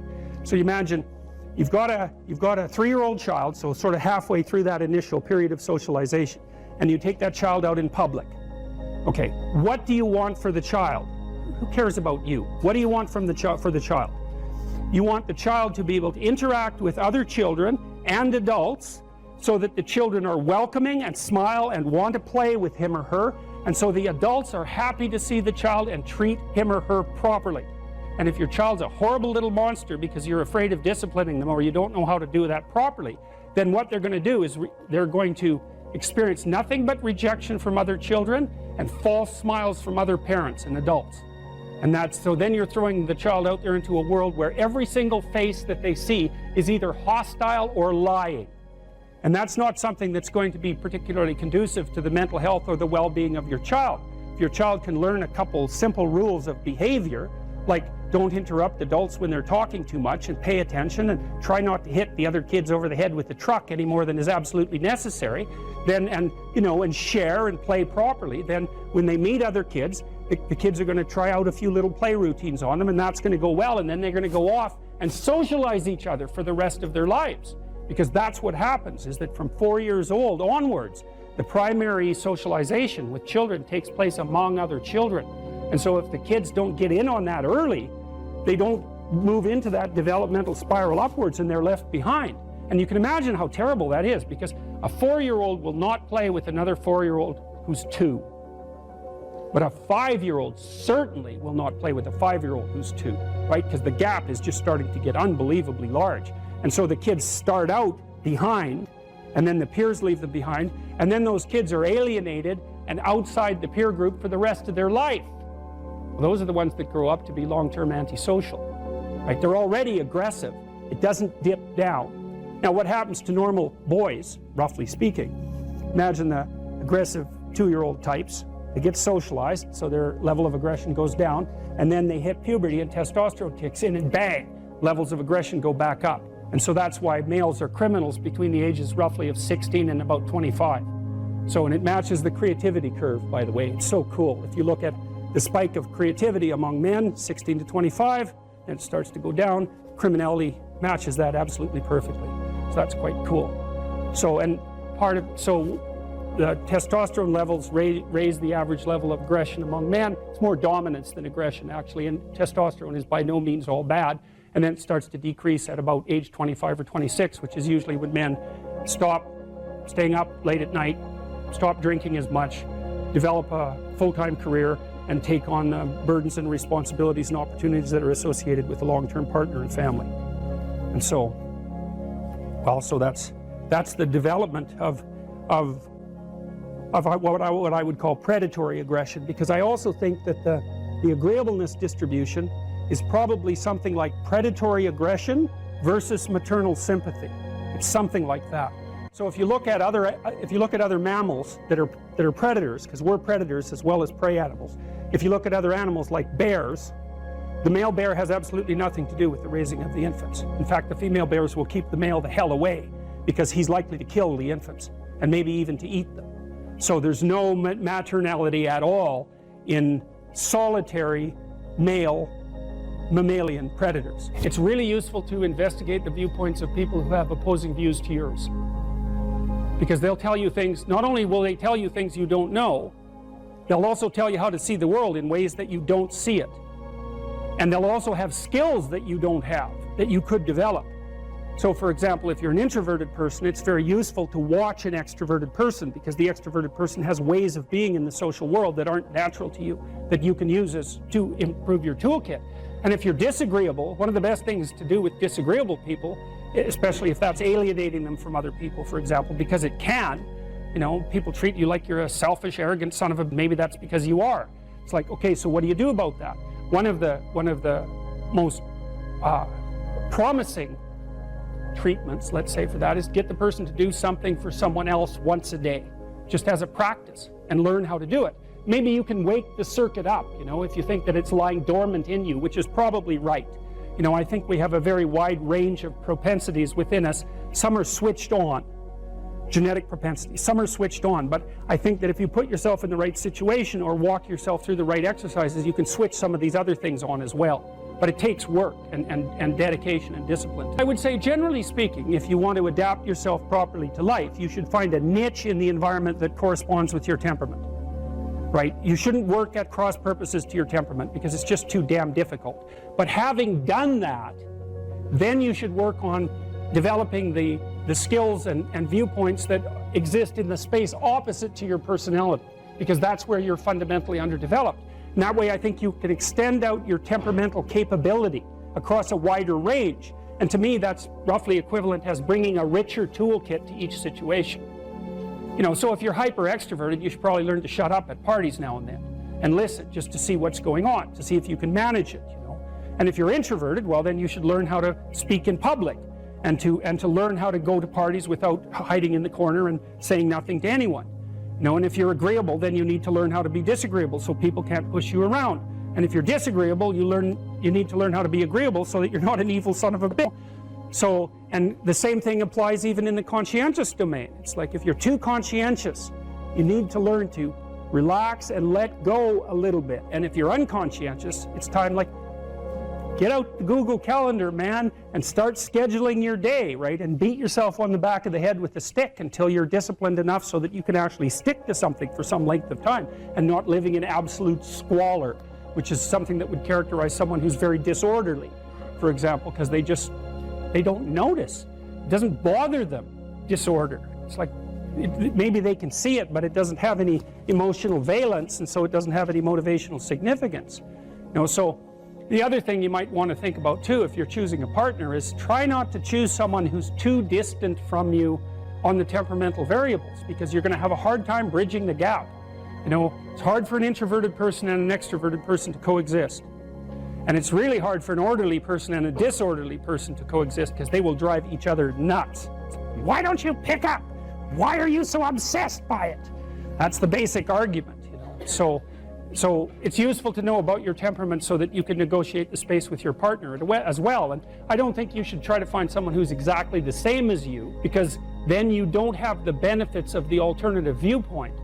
But you got to watch it, because you may hit irreconcilable differences of various sorts. And I've seen that most particularly among couples who are high and low in openness. That's a rough one. And also high and low in conscientiousness. That's another rough one, because they just cannot see how the other person sees the world at all. So let me bring in another chapter that nobody ever asks about, which is chapter 4 on puberty. And I spend a lot of time in that chapter talking about initiation rites, because most societies, traditional societies, have, you know, a girl has to be turned into a woman. Now, girls will, without any socialization, girls will begin to menstruate, they will become fertile. And so societies almost usually mark that point. But for girls, there's a sense that this will happen, and then they have to be inducted into the secrets about sex and parenthood and all those things. Boys, what I learned from my time in cultural psychology, boys is much harder, because boys don't turn into men just by getting older. Little boys are kind of like girls, and they're with their mothers. But especially in a warrior society, you have to get them from the world of girls and women to become a man. How do you do that? Well, a lot of toughening. They need a lot of toughening, and it's a long, drawn-out initiation. And we still see this in fraternities and sororities. Sorority initiations, I believe, are universally more mild at any university than the fraternity. The boys go through much harsher rituals. But where I'm going with this is, how do you turn a boy into a man, or a girl into a woman? How do you turn a child into an adult of their sex? You have to have some guidance from elders, from someone a little older, who is imparting knowledge to them, who is choosing what they consume in the sense of what stories, what inputs. And while we didn't do a great job of that, I mean, when you and I were growing up, a lot of the messages came from television, But at least those messages were made. None of the TV we watched was by other children. None of it was created by other children. It was all created by people in our parents' or our grandparents' generation. And it often had a moral. And it was, for me, it was very American. It was like, this is part of. So television and movies used to play a huge role in putting in the patterns, the knowledge that you need to be a member of your culture. And books. And books, thank you. Yes, of course, and books. So that's why people have cared so much about education and literature, because it's not just the facts you're learning. It's back to our point earlier about the reinforcement learning. If our minds are like an LLM, what are you putting in? Are you putting in movies and books and good television? Or are you putting in little 10-second clips of people getting kicked in the balls? So if you're consuming just millions of little short videos, you're putting garbage in, and your neural network is not going to be very effective. So not integrated. Not integrated with other people. That's right. Yeah. And no depth. And to bring it back to your point, that the depth of an idea is the degree to which other ideas depend on it. What if you don't have any such ideas? What if all you consumed was little 10-second videos? Nothing is foundational. It's just a whirlwind of dust. There's no foundation. Yeah, well, that's high entropy. There's no difference between high entropy and anxiety. And there's no union of motivation, so there's no compelling reason to act, to move forward. That's chaos. Yeah. That's the disintegration into chaos. And that's where a lot of that's anxiety and demoralization. Yeah, a lot of our kids are stuck there. Okay, let's close this off by the end of your book. You talk about what people can do, and you talk about what people can do at different levels of social organization, parents, governments, industry. Now, a huge part of the problem is technological rate of transformation and the race to the bottom, right? And that's something that's almost independent of the actors, unfortunately.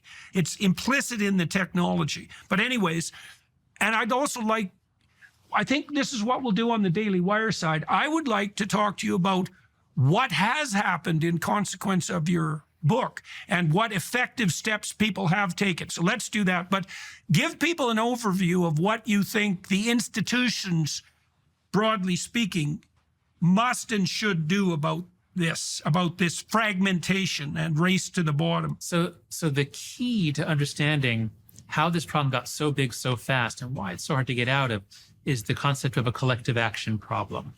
And so any parent who says, no, sweetheart, I'm not giving you a phone, you're 10 years old, but Mom, all my friends have one, I'm being left out.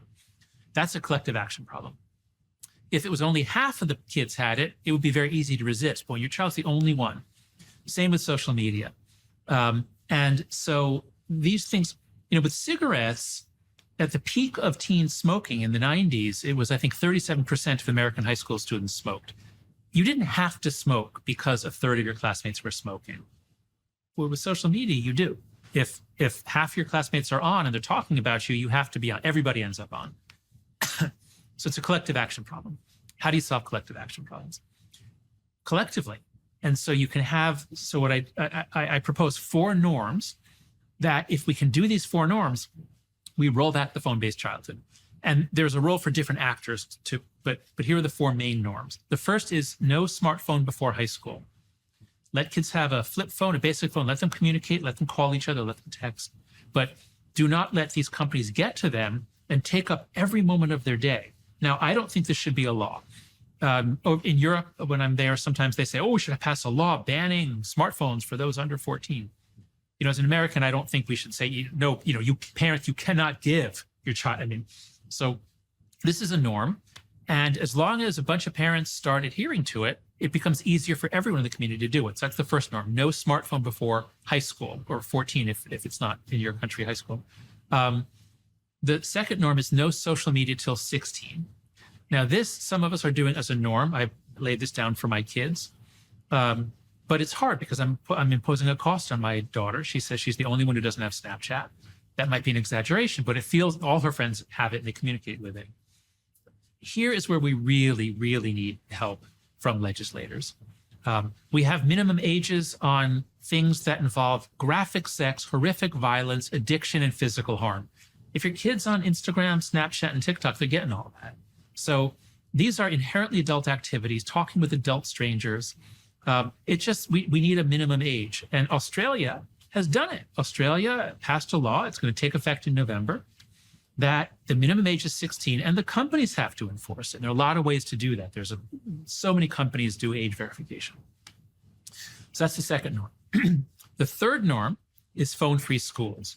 This is just a no-brainer. When you and I were in school, imagine if we could take our television set into school and watch TV during class and use our walkie-talkies and talk to our friends during class. I mean, it's insane. We never could have done that. But everyone with a smartphone has a lot more than that. They have 50 different things to do during class. So it's crazy that we ever let it get this far. But many states, about 11 or 12 states and a bunch of countries have now gone phone-free. It has to be from the beginning of the day to the end. So that's the main area where the world has changed in the last year, is phone-free schools. And then the fourth norm is far more free play, far more independence, free play, and responsibility in the real world. Because the book isn't about technology or social media, it's about childhood. And a phone-based childhood is not a human childhood. Kids are going to miss out on most of the things they need. So we can't just take away the devices and say, okay, you're an only child, sit at home, read books, play guitar. Like, they could do that a little bit, but we have to give them back each other. We have to give them back fun. We have to give them back thrilling adventure, hanging out, riding bicycles, going down and going down to the 7-Eleven, buying things you shouldn't buy, whatever. So if we do those four things, then we restore childhood in the real world. I believe that rates of anxiety and depression will go down. I believe kids will have more slow dopamine. It won't be all quick dopamine all day long. Test scores, I believe, will stop dropping. This is important. Test scores in the United States actually rose. Academic ability actually rose from the 70s through 2012, and then it began to drop. It dropped more during COVID, but the drop didn't start in 2020. It started in 2012. So our young people are less happy, more anxious and depressed. They know less. Their attention is fragmented. They're lonely, and they feel that their life is pointless. We've got to stop. We've got to stop what we're doing. And the book lays out, those last chapters lay out what role governments can and should play, what role parents can and should play, what role schools can and should play, and to some extent what the tech companies can do. But they have so much money at stake here that I don't expect them. I mean, there are a few like Pinterest that are not harming kids. They've done some things to really protect kids. But the main ones are only going to respond to either legislation or litigation. So I'm hopeful that their behavior will change. But that's what the last part of the book is about. How do we solve this? And I actually think we can solve this in the next few years. So what we'll do on the Daily Wire side, for those of you who are watching and listening and who are prone to continue the discussion there, is I want to find out more from Dr. Haidt, from Jonathan, from John, what steps have been taken, because I know there has been movements in many states, many provinces in Canada, on the phone-free school front, for example. But I would like to know how widespread that is, who's spearheading it, what's been effective, how this can be moved ahead in the future, the potential pitfalls of intervention of this sort, etc. So you can all join us on the Daily Wire side for that discussion to continue.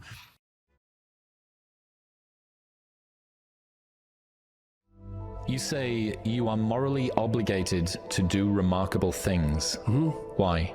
Well, I think partly because life is so difficult and challenging that unless you give it everything you have, the chances are very high that it will embitter you, and then you'll be a force for darkness and not good.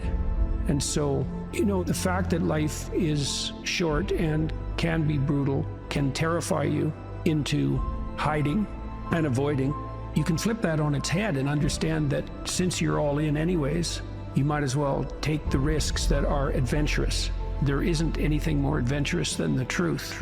So why is that a moral obligation? Well, if you hide and you don't let what's inside of you out, and you don't bring into the world what you could bring, and you become cynical and bitter, you will start doing very dark things. Not only will you not add to the world what you could add, but you'll start being jealous of people who are competent and doing well and work to destroy them. So that's the pathway to hell, really. We need to separate out the distinction between fantasy and delusion. You do have a fantasy about the future.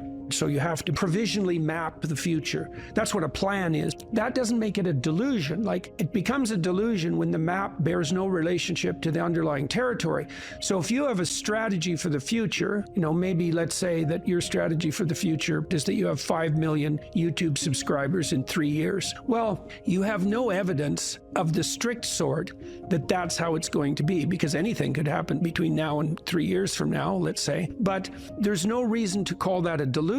It's one hypothetically possible path of potential, and then you can make the sacrifices necessary to bring that about. So even though it's a fantasy because it maps something that isn't there, it's not a delusion. It's a delusion when you're ignoring elements of your own experience that would inform your fantasy more effectively. You're ignoring them so that you can live in a positive representation of the future without having to pay the appropriate price for it. The ultimate ideal is also the ultimate judge, because the ultimate ideal is something against which you fall far short. And that might be so painful that you can barely stand it. But then what you do is two things, I suppose, is you lower the ideal and you raise your estimation of your potential. And what do I mean by lower the ideal? Well, if you're comparing yourself to someone or even to a future self, and the gap is so painful that it paralyzes you, then you've created a dragon that you don't have the tools to master. And so what you have to do is you have to scale the dragon down to size.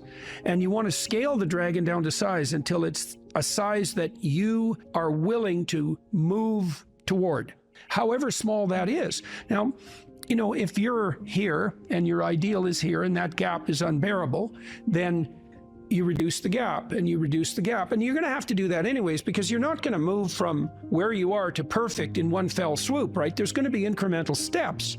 So you have to fill in that hierarchy of progression with a high enough resolution representation so that you can start to move forward. There's another gospel comment that's very interesting. It's called the Matthew principle. And the Matthew principle is, to those who have everything, more will be given. And from those who have nothing, everything will be taken. Now, it's brutal because it implies that reality works like this. When you're moving up, you go like this, right? And that's pretty nice. That's a lot better than this. But when you're going down, you go like that, right? It's like downhill, downhill, cliff. Okay, so you want to avoid the downhill path. Well, if the uphill path is like this, which is like exponential, let's say, or geometric, then what that means is that it doesn't matter how big the first steps you take uphill are, even if they're trivial, even if they're shameful in their size, because you're so useless. If you're disciplined in that, you'll speed up extraordinarily rapidly. And so that's the good news, you might say, is that you can take very small steps, even ones that might be shameful in their size, and you have to admit that to yourself. But once you get the ball rolling, it doesn't roll in a linear fashion, it rolls in a geometric fashion. And this is a really good thing to know, because it can take the sting out of the realization of your own stupidity. It's like, yeah, everybody has their weak sides, let's say, things they're embarrassed about. When I first started going to the gym, I was like 23, and I think I weighed 135 pounds, and I was 6'1", very, very thin, 27-inch waist, something like that. And I smoked like mad, and I drank too much. Like, I wasn't in good shape. The first attempts forward I took in the gym, I went to this swimmercise class. Jesus, it was me and this like really fat guy, young guy, probably not in any worse shape than me, and like 7 old women over 70, and they could outswim me. Like, it was pretty damn humiliating. And so I did a semester of that and got myself in somewhat better shape. And then I started to go to the gym to work out, to lift weights. And that was also rough because, I'd be underneath the bloody bench press trying to lift 75 pounds off the rests. And, some muscle-headed bastard would come over and tell me how to do it. And it's like, yeah, thank you. But it's embarrassing, and lots of times people won't do things like go to the gym because they're so embarrassed about how they look or what sort of shape they're in. And it's a pain to start at the bottom, but you start at the bottom where you're weak. And if you want to rectify what's weak, you have to accept the fact that you're at the bottom and that the first steps are going to be painful. It took me about 3 years, but I stopped smoking, and then I stopped drinking, and I gained 40 pounds of muscle in like 3.5 years, something like that. I basically had to stop doing that because I had to eat like 6 times a day. It was crazy. But I got a lot more physically confident and a lot more coordinated. But the point of all this is, if you're going to rectify your weaknesses, you have to admit your insufficiency to your own shame. Now, if the gap between you and your ideal is so great that it paralyzes you, you shrink that. Things will beckon to you and call to you, and you'll have intuitions about which pathway to take. And you will, in all likelihood, follow those, because what else do you have? You have these orienting instincts. This is another reason why you don't lie. Because if you lie and you practice lying, you pathologize your instincts. And then your intuitions lead you wrong. You don't want to lie because you program yourself falsely, and then you automatically see what isn't there. And then, of course, the world will slap you in the face continually, and you'll think, oh my God, the world's such a pathological place. When the truth of the matter is that, no, you just keep running into things that you refuse to see. And then you think, well, the world's made of nothing but obstacles. It's like, well, you put the obstacles in your own path, and you did that by developing these complex, self-serving delusions, a story that you tell other people about who you are that isn't true. You're trying to lay out a map that bears no relationship to reality, and you keep wondering why you wander off the path and into a pit. It's like, well, how could it be otherwise? People have commented to me many times about my bravery, and I don't like that. It's not right. I'm afraid of different things than the typical person. Maybe that's a good way of thinking about it. I'm way more afraid of the consequences of saying something that's false or wandering off the appropriate path than I am of whatever consequences might come for saying what I believe and doing what I believe to be the case. I'm way more afraid of that. You know, I've been reading the Gospel of St. Matthew. I'm writing a book at the moment called We Who Wrestle with God, and one of the things Christ says to people continually is to not damage their vision, is to not put, that's the best way of putting it, don't occlude your eye. You can see what's in front of you if you're willing to see it. And if you're willing to see it, many of the terrible obstacles in life you can just walk around.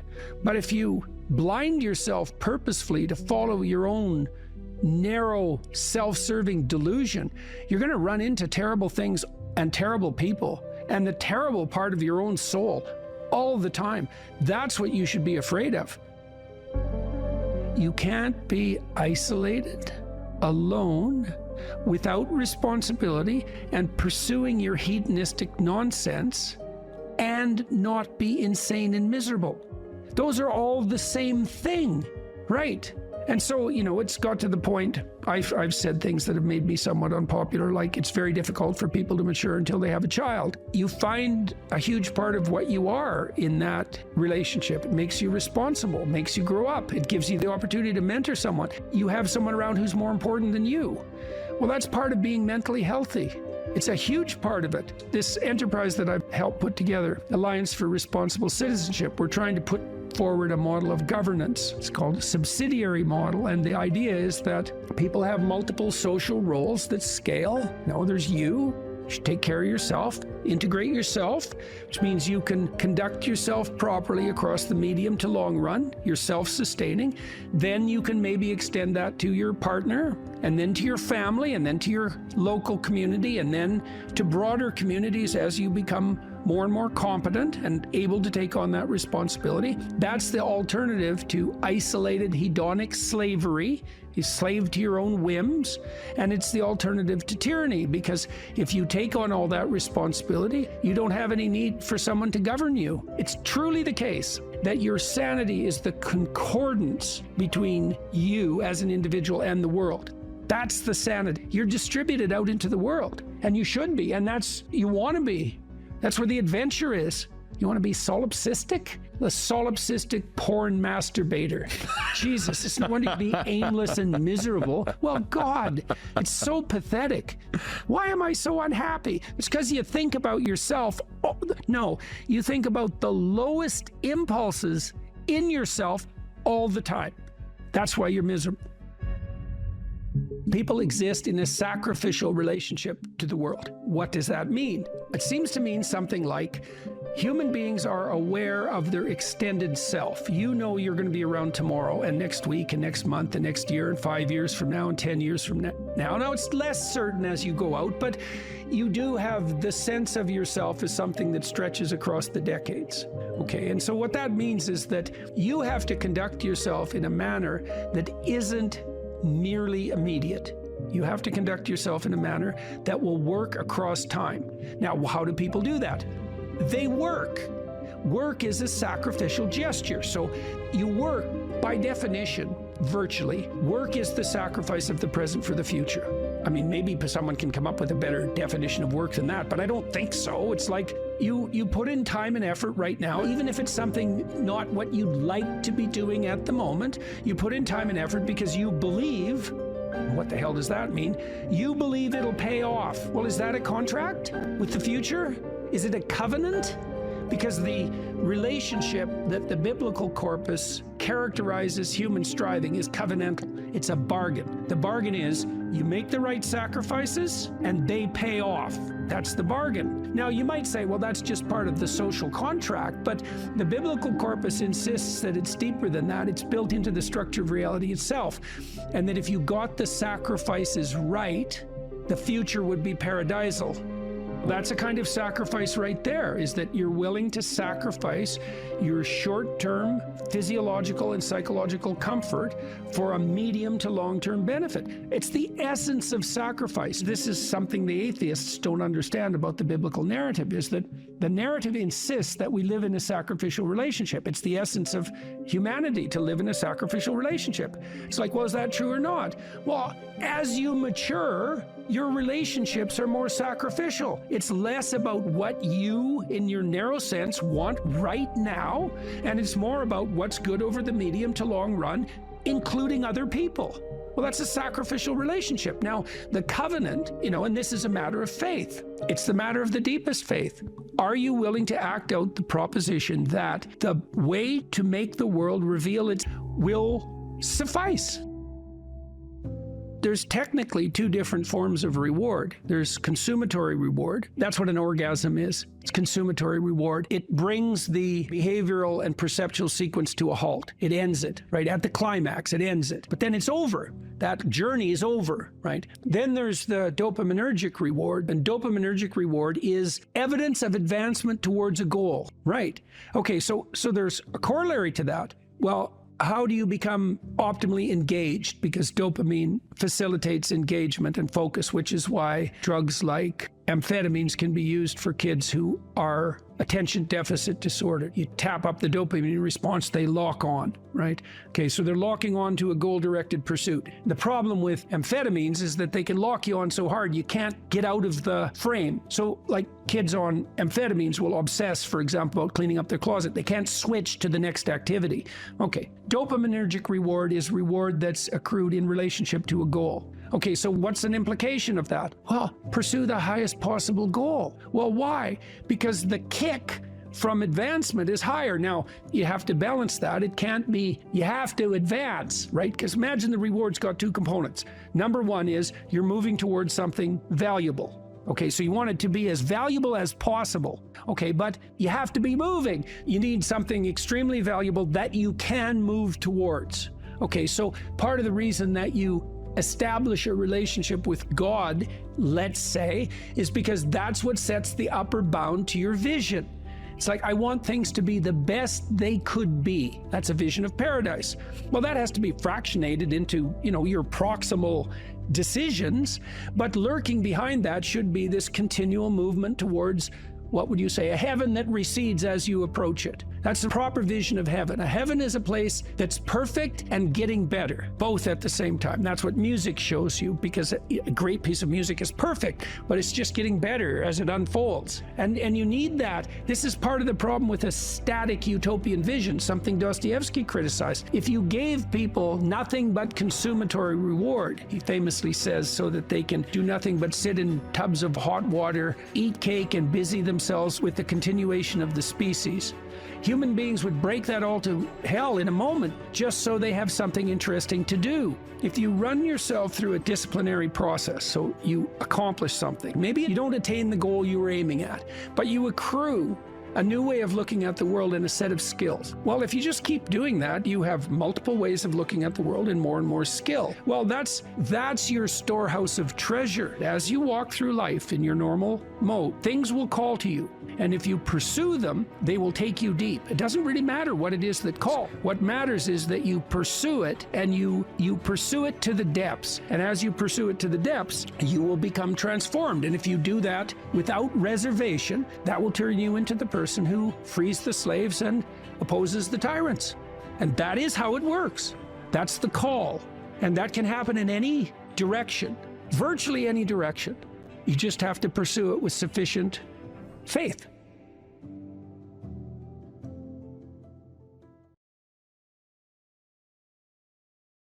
Let's say you want to become who you could be in the fullest sense. So let's say you're someone who's going to solve some serious problems. Okay, the first thing you have to do is admit to the seriousness of the problems. That's no joke. And so the first thing is just the terror of the problem itself. And that's enough to paralyze you, right? And that's the Hydra, that's the Gorgon with the head of snakes. It'll paralyze you and turn you to stone. That's the basilisk in the Harry Potter series. You look at it and it turns you to stone and lurks underneath everything, right? And it's malevolence and tragedy. And so there's that. And then the next is, well, you're going to take responsibility for that? You're really going to do that, are you? That's a hell of a load, man. And so it's daunting to even consider that. And then there's the discipline and responsibility that necessitates, which is also daunting. It's like, oh my God, the problem's that serious. I'm really going to have to get my act together in order to not contribute to it, much less solve it. And so the problem is terrible. And then the solution is daunting. But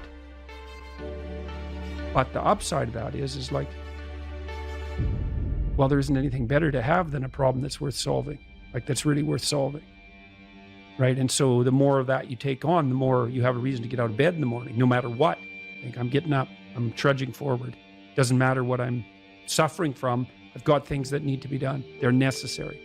And that gives you that sense of purpose that is the antidote to bitterness. Okay, well, let's say you want your life to be meaningful. It's like, okay, then what you do matters.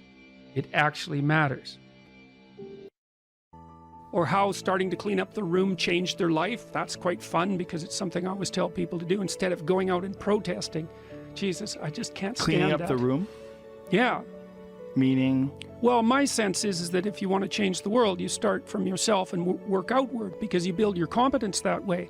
It's like, I don't know how you can go out and protest the structure of the entire economic system if you can't keep your room organized.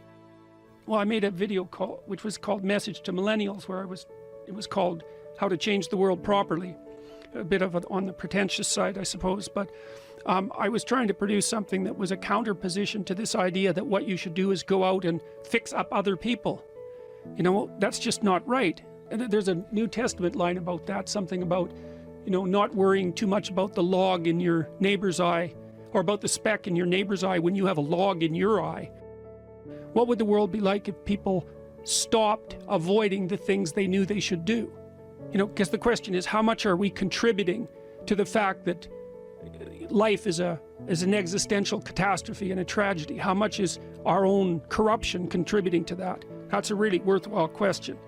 The things you leave undone because you're angry, you're resentful, you're lazy, you have inertia. Well, you consult your conscience and it says, well, you know, that place over there could use a little work. It's the same as working on yourself, and so you clean that up because you can. And then things are a little clearer around you. And you're a little better off because you've practiced a bit, and so you're a little stronger, and then something else manifests itself and says, well, maybe you could like take a crack at fixing me up too. So you decide to do that, and then that gets a little bit more pristine, you know, and soon, and it's humble because you're not exceeding your domain of competence. You know, it's like, don't be fixing up the economy, 18-year-olds. You don't know anything about the economy. It's a massive, complex machine beyond anyone's understanding, and you mess with it at your peril.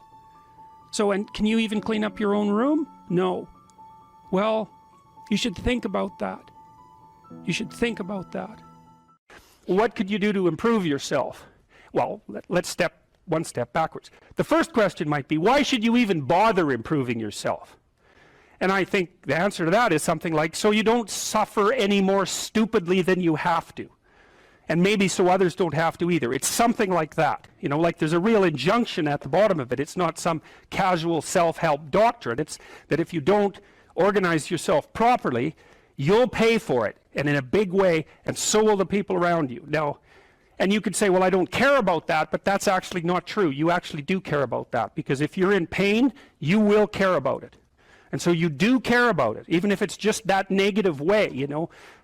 It's very rare that you can find someone who's in excruciating pain who would ever say, well, it would be no better if I was out of this. It's sort of pain is one of those things that brings the idea that it would be better if it didn't exist along with it. It's incontrovertible. So you get your act together so that there isn't any more stupid pain around you than necessary. Well, so then the question might be, well, how would you go about getting your act together? And the answer to that, and this is a phenomenological idea too, it's something like, look around for something that bothers you and see if you can fix it. So now you think, well, let's say you go into you can do this in a room. It's quite fun to do it just when you're sitting in a room, like a room, maybe your bedroom. You can sit there and just sort of meditate on it and think, okay, if I wanted to spend 10 minutes making this room better, what would I have to do? And you have to ask yourself that, right? It's not a command, it's like a genuine question. And things will pop out in the room that you know, like there's a stack of papers over there that's kind of bugging you, and you know that maybe little order there would be a good thing, and you know, there's some rubbish behind your computer monitor that you haven't attended to for like 6 months, and the room would be slightly better if it was a little less dusty and the cables weren't all tangled up the same way. And like if you allow yourself just to consider the expanse in which you exist at that moment, there'll be all sorts of things that'll pop out in it that you could just fix. And you know, I might say, well, if you were coming to see me for psychotherapy, the easiest thing for us to do first would just be to get you to organize your room. You think, well, is that psychotherapy? And the answer is, well, it depends on how you conceive the limits of your being. And I would say, start where you can start. You know, if something announces itself to you, which is a strange way of thinking about it, as in need of repair, that you could repair, then, hey, fix it. You fix 100 things like that, your life will be a lot different. You know, I often tell people too, fix the things you repeat every day, because people tend to think of those as trivial, right? You get up, you brush your teeth, you have your breakfast, you know, you have your routines that you go through every day. Well, those probably constitute 50% of your life. And people think, well, they're mundane, I don't need to pay attention to them. It's like, no, that's exactly wrong. The things you do every day, those are the most important things you do. Hands down. All you have to do is do the arithmetic. You figure it out right away. So 100 adjustments to your broader domain of being, and there's a lot less rubbish around, and a lot fewer traps for you to step into. And so that's in keeping with Jung's idea about erasing once you've got your mind and your emotions together, and once you're acting that out, then you can extend what you're willing to consider yourself and start fixing up the things that are part of your broader extent. Now, sometimes you don't know how to do that. So you might say, imagine you're walking down Bloor Street and there's this guy who's like alcoholic and schizophrenic and has been on the streets for 10 years. He sort of stumbles towards you and, you know, incoherently mutters something. That's a problem. And it would be good if you could fix it, but you haven't got a clue about how to fix that. You just walk around that and go find something that you could fix, because if you muck about in that, not only is it unlikely that you'll help that person, it's very likely that you'll get hurt yourself. So, you know, just because while you're experiencing things announce themselves as in need of repair doesn't mean that it's you right then and there that should repair them. You have to have some humility. You know, you don't walk up to a helicopter that isn't working and just start tinkering away with it. You have to stay within your domain of competence. But most of the time, if people look at their lives, you know, it's a very interesting thing to do.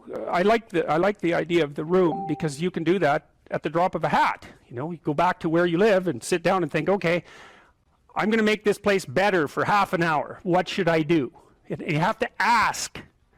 And things will just pop up like mad. And it's partly because your mind is a very strange thing. As soon as you give it a name, a genuine aim, it'll reconfigure the world in keeping with that aim. That's actually how you see to begin with. And so if you set it a task, especially, you have to be genuine about it, which is why you have to bring your thoughts and emotions together, and then you have to get them in your body so you're acting consistently. You have to be genuine about the aim, but once you aim, the world will reconfigure itself around that aim, which is very strange. And it's technically true. You know, the best example of that, you have all seen this video where you watch the basketballs being tossed back and forth between members of the white team versus the black team, and while you're doing that, a gorilla walks up into the middle of the video and you don't see it. It's like, you know, if you thought about that experiment for about 5 years, that would be about the right amount of time to spend thinking about it, because what it shows you is that you see what you aim at. And that, man, if you can get one thing through your head as a consequence of even being in university, that would be a good one. You see what you aim at. And so, because one inference you might draw from that is, be careful what you aim at, right? What you aim at determines the way the world manifests itself to you. And so if the world is manifesting itself in a very negative way, one thing to ask is, are you aiming at the right thing? Now, you know, I'm not trying to reduce everybody's problems to an improper aim. People get cut off at the knees for all sorts of reasons. You know, they get sick, they have accidents. There's a random element to being, that's for sure. And so you don't want to take anything, even that particular phrase, too far. You want to bind it with the fact that random things do happen to people, but it's still a great thing to ask.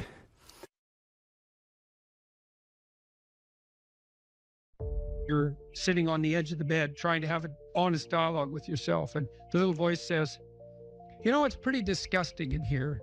And you think, well, I'm way above such trivial niceties as organizing my room. It's like, well, that's pride. That's arrogance. If you're above organizing what's actually yours, how in the world are you ever going to organize anything else? And so you get on your knees and you think, well, it's time to, you know, take a brush to the toilet. And maybe that's where you start. And that works. Like, that works. You start making those micro improvements, like real micro improvements, real on the ground, actual micro improvements to things you know that are wrong, you'll improve unbelievably rapidly. There's always people out there who are doing far better than you on pretty much anything you want to imagine. And if all you're doing is seeing yourself in their reflected light, let's say, then it's going to be pretty damn dismal. But it's not a good comparison because, well, first of all, there's danger in just comparing yourself to others, period, because they're not you, and God only knows what struggles they had to undertake to get to where they were, or what burdens they're currently carrying that you're not aware of. But you can certainly contrast yourself with yourself, and that's a lot better. It is the only way. Well, it's also the only way of really measuring anything approximating proper improvement. You can actually tell when you're a little better than you were yesterday. Right. And you can actually do that. That's another thing that's so interesting about it, is that you can actually make yourself a little better in some way, pretty much, well, I don't know if it's at every moment, but you can certainly do it every day. Let's say you want to become who you could be in the fullest sense. So let's say you're someone who's going to solve some serious problems. Okay, the first thing you have to do is admit to the seriousness of the problems. That's no joke. And so the first thing is just the terror of the problem itself, and that's enough to paralyze you, right? And that's the Hydra, that's the Gorgon with the head of snakes. It'll paralyze you and turn you to stone. That's the basilisk in the Harry Potter series. Mm-hmm. You look at it and it turns you to stone, and lurks underneath everything, right? And it's malevolence and tragedy, and so there's that. And then the next is, well, you're going to take responsibility for that. You're really going to do that, are you? That's a hell of a load, man. And so it's daunting to even consider that. And then there's the discipline and responsibility that necessitates, which is also daunting. It's like, oh my God, the problem's that serious. I'm really going to have to get my act together in order to not contribute to it, much less solve it. And so the problem is terrible, and then the solution is daunting. But the upside of that is like, well, there isn't anything better to have than a problem that's worth solving, like that's really worth solving, right? And so the more of that you take on, the more you have a reason to get out of bed in the morning, no matter what. Like, I'm getting up, I'm trudging forward. Doesn't matter what I'm suffering from, I've got things that need to be done. They're necessary. And that gives you that sense of purpose that is the antidote to bitterness. Okay, well, let's say you want your life to be meaningful. It's like, okay, then what you do matters. It actually matters. Or how starting to clean up the room changed their life. That's quite fun because it's something I always tell people to do instead of going out and protesting. Jesus, I just can't stand Cleaning up that. the room? Yeah. Meaning? Well, my sense is that if you want to change the world, you start from yourself and work outward because you build your competence that way. It's like, I don't know how you can go out and protest the structure of the entire economic system if you can't keep your room organized. Well, I made a video call, which was called Message to Millennials, where it was called How to Change the World Properly. A bit of it on the pretentious side, I suppose, but I was trying to produce something that was a counterposition to this idea that what you should do is go out and fix up other people. You know, that's just not right. There's a New Testament line about that, something about, you know, not worrying too much about the log in your neighbor's eye or about the speck in your neighbor's eye when you have a log in your eye. What would the world be like if people stopped avoiding the things they knew they should do? You know, because the question is, how much are we contributing to the fact that life is an existential catastrophe and a tragedy? How much is our own corruption contributing to that? That's a really worthwhile question. The things you leave undone because you're angry, you're resentful, you're lazy, you have inertia. Well, you consult your conscience and it says, well, you know, that place over there could use a little work. It's the same as working on yourself, and so you clean that up because you can. And then things are a little clearer around you. And you're a little better off because you've practiced a bit, and so you're a little stronger, and then something else manifests itself and says, well, maybe you could like take a crack at fixing me up too. So you decide to do that, and then that gets a little bit more pristine, you know, and soon, and it's humble because you're not exceeding your domain of competence. You know, it's like, don't be fixing up the economy, 18-year-olds. You don't know anything about the economy. It's a massive, complex machine beyond anyone's understanding, and you mess with it at your peril. So, and can you even clean up your own room? No. Well, you should think about that. You should think about that. You only have to ask a stupid question once. You ask a stupid question, and if you're in a crowd and you ask a stupid question, 80% of the people in the crowd have the same question. They're just too cowardly to ask. But you ask and then someone actually tells you, you never have to ask that question again. You're no longer stupid. What stupid thing am I doing that I could quit doing? That I would quit doing? Because those aren't the same thing, right? Because you know there's stupid things that you're doing that you're just not going to quit doing because you like them. But there might be something on the edge there where you could stop that. If you want to know something about yourself, sit on your bed one night and say to yourself, you got to mean this. Like, you got to be desperate. This is no game, this. My life is not everything I want it to be, and perhaps it's not everything that I need it to be. And by need, I mean my life is so unbearable that the suffering that's attendant upon that is make me nihilistic, cynical, bitter, resentful, driving the proclivity to see evil everywhere except within my own heart. Like, these are problems, man. And you ask yourself, you sit on the bed and say, okay, man, I'm ready to learn something. What's one thing I'm doing wrong that I know I'm doing wrong, that I could fix, that I would fix? It's like, you meditate on that, you'll get an answer. And it won't be one you want, but it'll be the necessary one. You know, and it's often something that will point you to small things. Like, that works. You start making those micro improvements, like real micro improvements, real on the ground, actual micro improvements to things you know that are wrong, you'll improve unbelievably rapidly. There's never been a better time for the majority of people to be alive. And the future, although we're vulnerable and terrible things can always happen to us, it's hard to make a case that the future doesn't look comparatively positive. We're becoming extremely technologically sophisticated, and the world is changing at an incredibly rapid rate. And the only way we're going to be able to manage that in a positive way is if each of us, or as many of us as possible, are capable of making wise and careful and truthful decisions. And if we do that, then maybe things can continue to improve. you don't get people to stand up on their own 2 feet and to adopt responsibility if everything is given to them. And that's a real conundrum.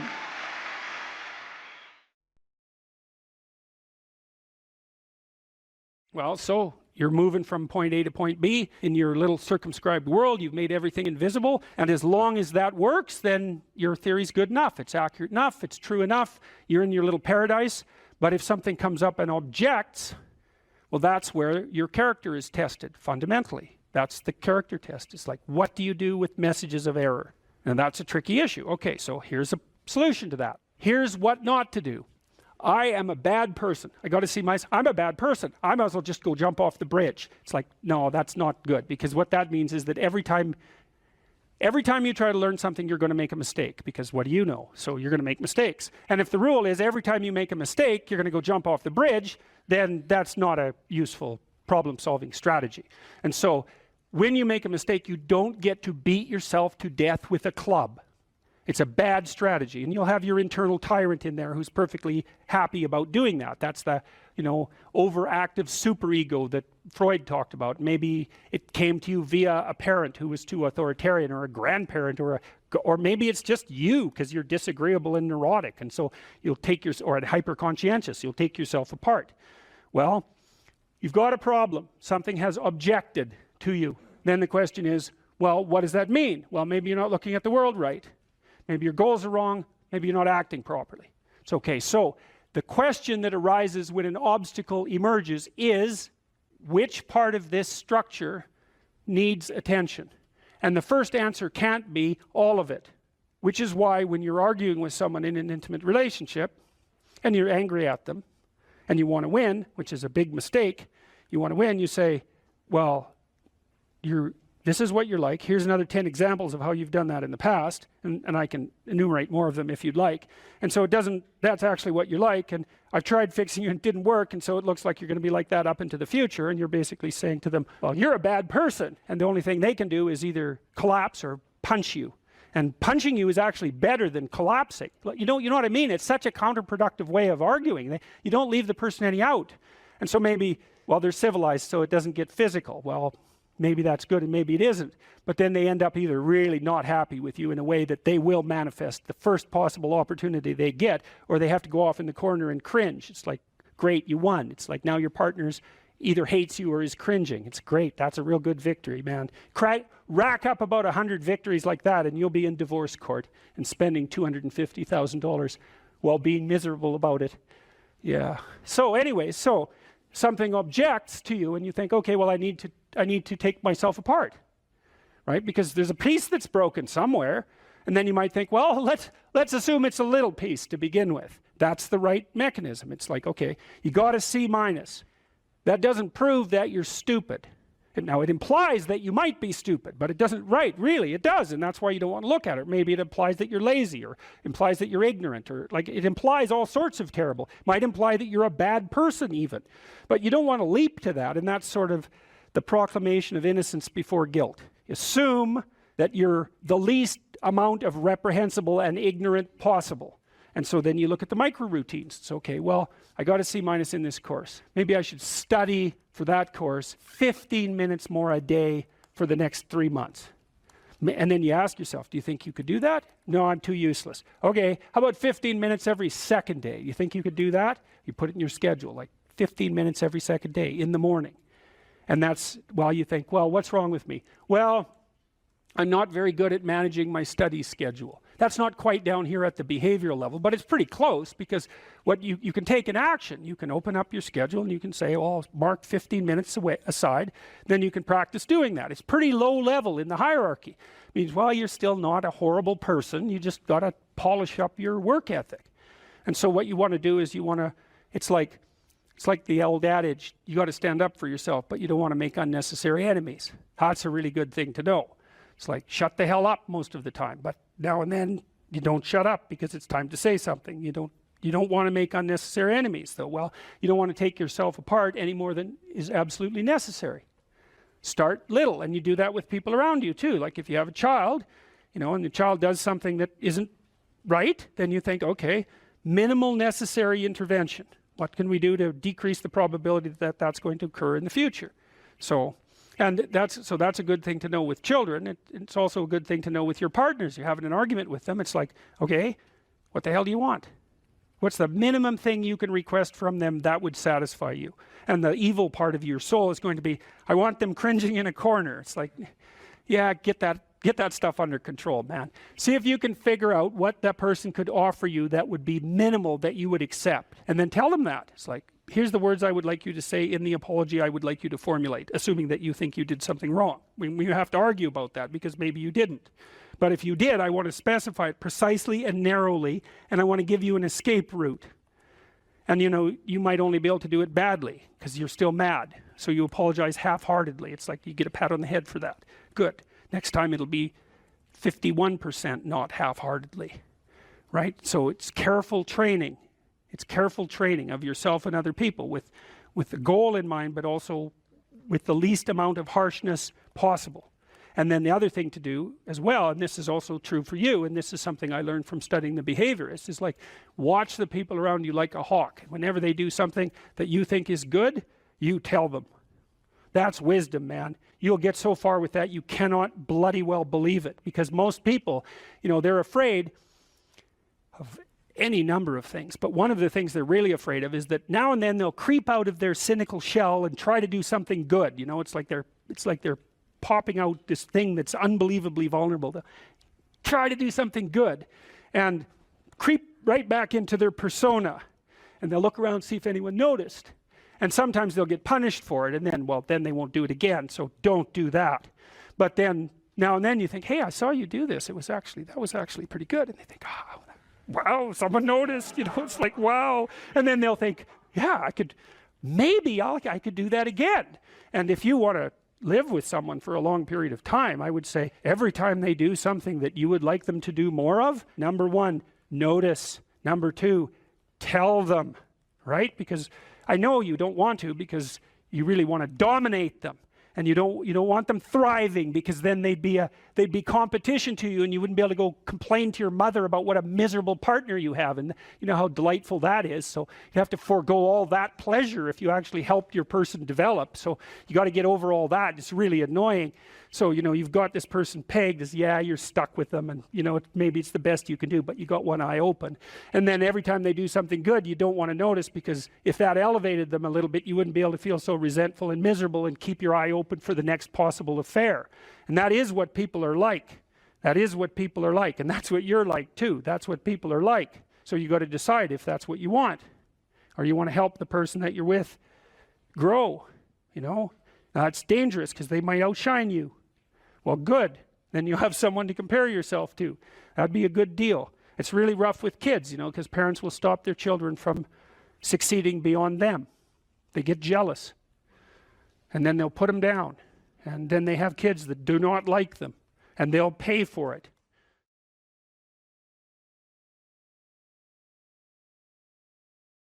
Put yourself together. And then maybe if you put yourself together, you know how to do that. You know what's wrong with you, if you'll admit it. There's a few things you could polish up a little bit, that you might even be able to manage in your insufficient present condition. And so you might shine yourself up a little bit, and then your eyes will be a little more open, and then you can shine yourself up a little bit more, and then maybe you could bring your family together instead of having them be the hateful, spiteful, neurotic, infighting batch that you're doomed to spend Christmas with. So then you fix yourself up a little bit, and then you got to figure out, well, can you figure out how to make peace with your idiot brother? And probably not, because he's just as dumb as you, so how the hell are you going to manage that? And so then maybe you get somewhere that way, and your family's sort of functioning, and you find out, well, that kind of relieved a little bit of suffering, although it reduced the opportunities for spiteful revenge, and that's kind of a pain in the neck. And so then you get your family together a little bit, and you're a little clued in then, at least a bit, because you've done something difficult that's actually difficult. You're a little wiser, and so then maybe you could put a tentative finger out beyond the family and try to change some little thing without wrecking it. So, and that's the other message of the West. It's like, how do you overcome the suffering of life? And I'm not saying it's only the message of the West. How do you overcome the suffering of life? Is be a better person. That's how you do it. Well, that's hard. It takes responsibility. And I think, you know, if you said to someone, you want to have a meaningful life? Everything you do matters. That's the definition of a meaningful life. But everything you do matters. You're going to have to carry that with you. Or do you want to just forget about the whole meaning thing, and then you don't have any responsibility because who the hell cares? And you can wander through life doing whatever you want, gratifying impulsive desires for how useful that's going to be. And you're stuck in meaninglessness, but you don't have any responsibility. Which one do you want? Well, ask yourself, which one are you pursuing? And you'll find very rapidly that it isn't the majority of your soul that's pursuing the whole meaning thing, because, well, look what you have to do that. You have to take on the fact that life is suffering. You have to put yourself together in the face of that. Well, that's hard. Christ, it's amazing people can even do it. I'm stunned every day when I go outside and it isn't a riot with everything burning. There's all these ruined people out there. They've got problems like you can't believe. Off they go to work and do things they don't even like. And look, the lights are on. It's a miracle. And we're so ungrateful. College students, the postmodern types, they're so ungrateful. You know, they don't know that they're surrounded by just a bloody miracle. It's a miracle that all this stuff works. That all you crazy chimpanzees that don't know each other can sit in the same room for 2 hours sweltering away without tearing each other apart, because that's what chimps do. Anyways, so I got to the bottom of some things, at least as far as I can tell, so I told you what the bottom is, and then I got this idea about what you might do about it, which isn't my idea. It's an old idea. It's far older than Christianity. It's old. It's the oldest story of mankind. Get yourself together. Transcend your suffering. See if you can be some kind of hero. Make the suffering in the world less. Well, that's the way forward, as far as I can tell, if there is any way forward. Live without it. Assuming you want to get better, there's usually something you can figure out that would constitute a step towards some sort of concrete goal. And my presumption, it's a behavioral presumption fundamentally, is that small accruing gains that repeat are unbelievably powerful. You can tyrannize yourself into doing things, but I wouldn't recommend it. What I would recommend instead is that you ask yourself what you're willing to do. It's a really effective technique. It's like a meditative technique. So, for example, you can get up in the morning and you can think, well, you know, I'd like to have a good day today, so I'd like to go to bed tonight without feeling guilty because I, you know, didn't do some things I said I was going to do, and I'd like to have kind of an interesting day. So you got to fulfill my responsibilities, and I want to, you know, enjoy the day. Then you can ask yourself, well, what would I have to do in order for that to happen that I would do? And the probability, if you practice this for 3 or 4 days, is your brain will just tell you. It'll say, well, you know, there's that piece of homework that you haven't done for like 3 weeks. You should knock that sucker off because it would only take you 10 minutes and you've been avoiding it and torturing yourself to death for 72 hours straight. And say, well, let's figure out what your aims are. You got to have some aims, whatever they are. And they might say, well, I'm so depressed I don't have any aims. And then I say, well, pick the least objectionable of the aims and act it out for a while and see what happens. Because sometimes your emotional systems are so fouled up that you have to pretend. You have to act the thing out before you can start to believe it. Life can be meaningful enough to justify its suffering. I thought, God, that's such a good idea. Because it's not optimistic exactly. You know, some people will tell you, well, you can be happy. It's like, those people are idiots. I'm telling you, they're idiots. There's going to be things that come along that flatten you so hard you won't believe it. And you're not happy then. And so if life is to be happy, well, in those situations, what are you doing? Why even live? But life isn't to be happy. If you're happy, you're bloody fortunate, and you should enjoy it. You should, because it's the grace of God, so to speak.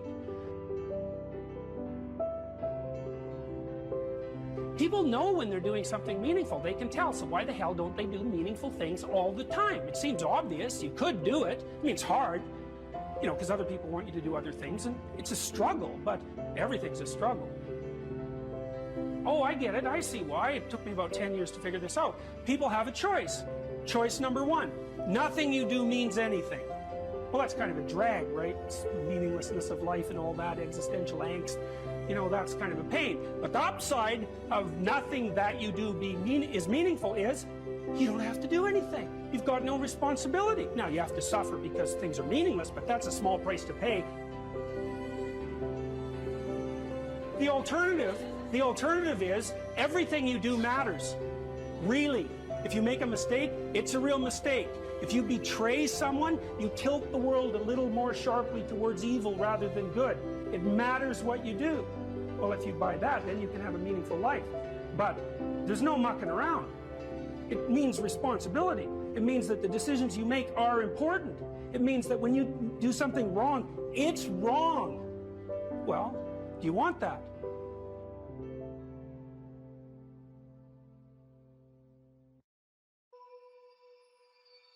We should make a very clear distinction here that often when people are embittered and resentful and feel like they're victims, it's because really awful things have happened to them. Now, not always, but often.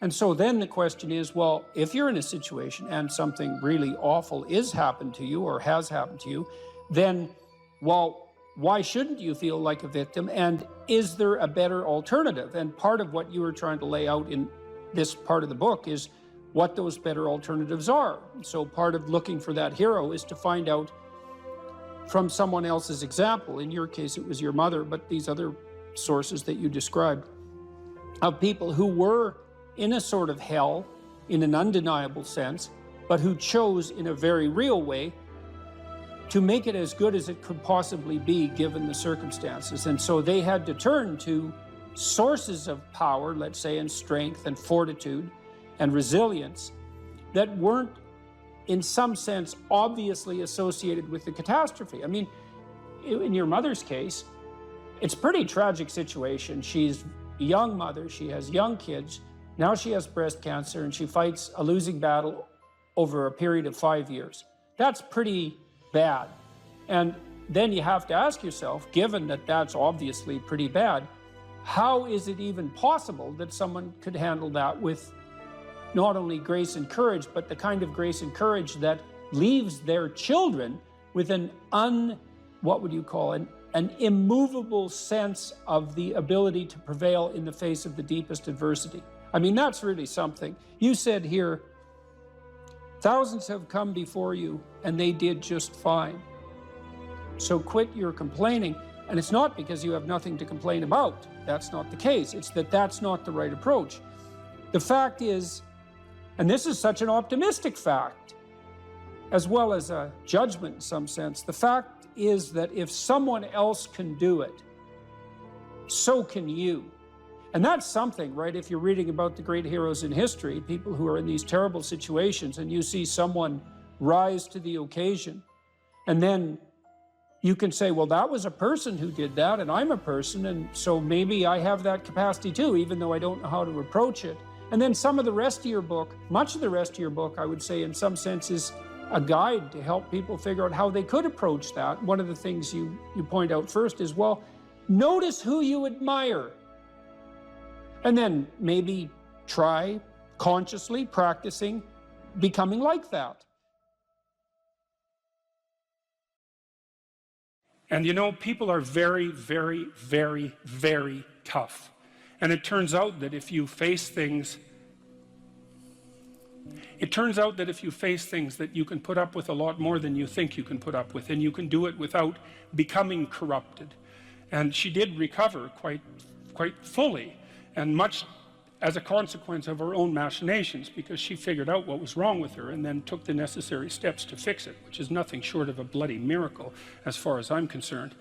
And anyways, part of the cat bit is I actually start by talking about our dog, who actually died about a year ago, but he's still alive in the book. I let people know, because dog lovers love dogs, and if you love cats, then they think you don't like dogs, and then they don't like you. So I also point out at the beginning of the chapter that, if you want to pet a dog on the street, that's okay too, so you don't have to get up in arms about it.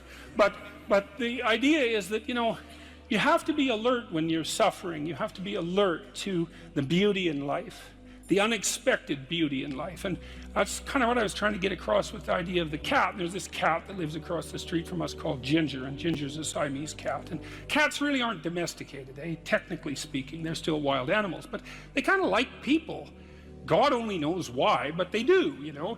And so Ginger will come wandering over, and our dog looks at her, but they're friends, and she rolls over on his back, and Seiko used to, nose her a bit, and then she'd kind of mosey over and let you pet her if she was feeling like it that day. And you have to look for those little bit of sparkling crystal in the darkness when things are bad. You have to look and see where things are still beautiful and where there's still something that's sustaining. And you narrow your time frame and you be grateful for what you have, and that can get you through some very dark times, and maybe even successfully if you're lucky. But even if unsuccessfully, then maybe it's only tragic and not absolute hell. And you can do that, in the worst situation. You can make it only tragic and not hell. And there's a big gap between tragedy and hell. There's nothing worse at a deathbed than to see the people there fighting.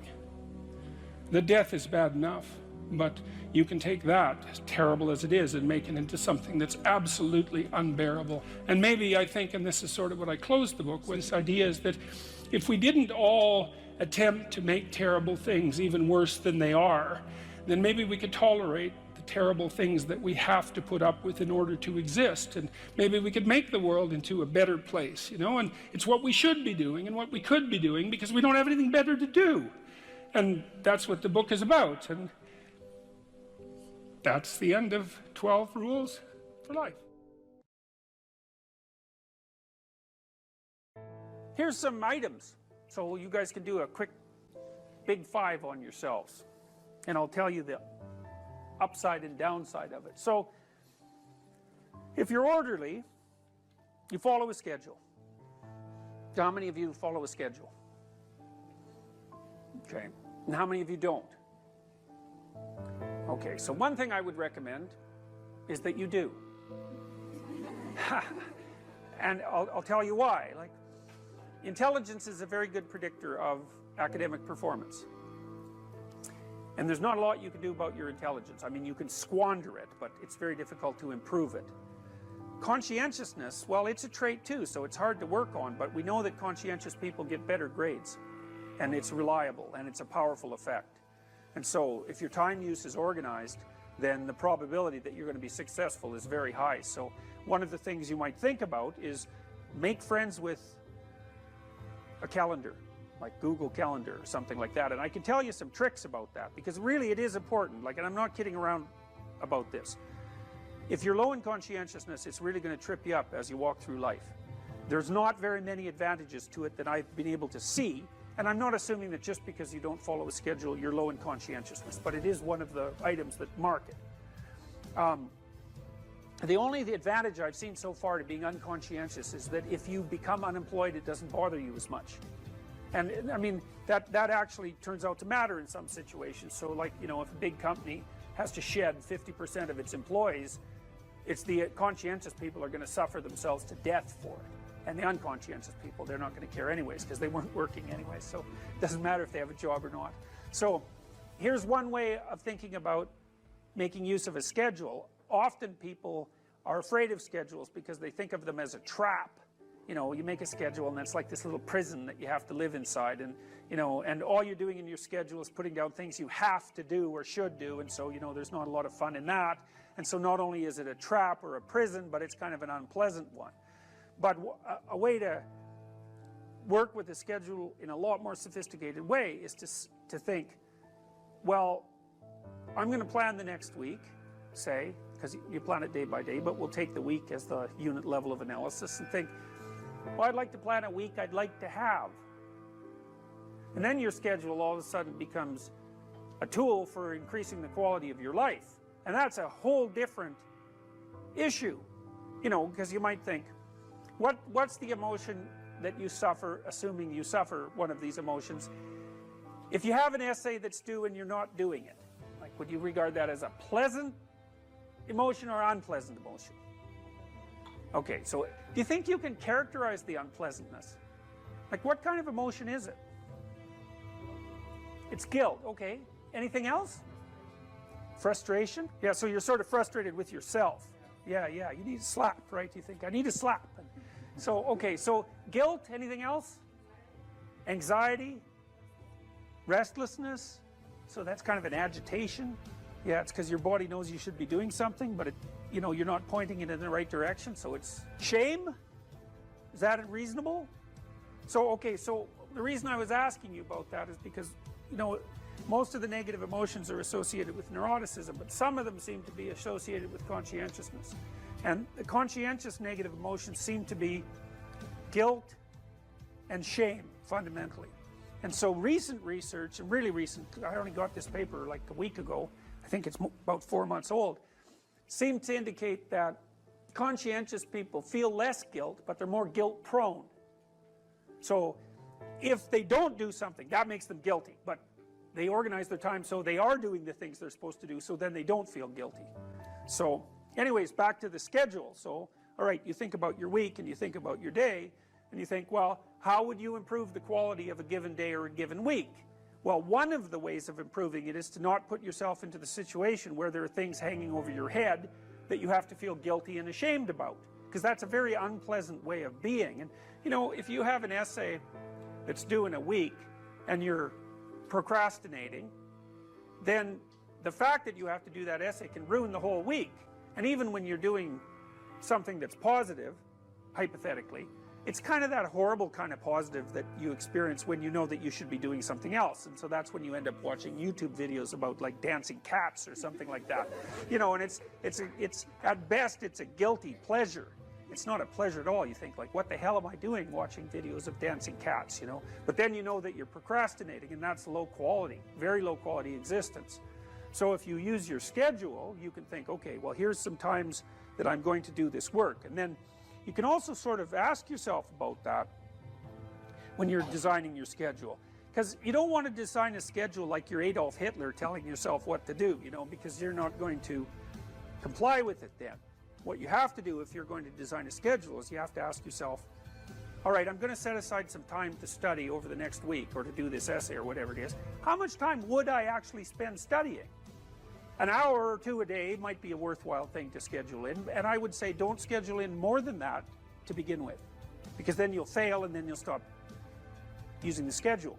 And so the other thing you want to do is you want to schedule in things that you want to do, and then you want to look at the day or the week and you want to think, hey, that's a week I'd like to have.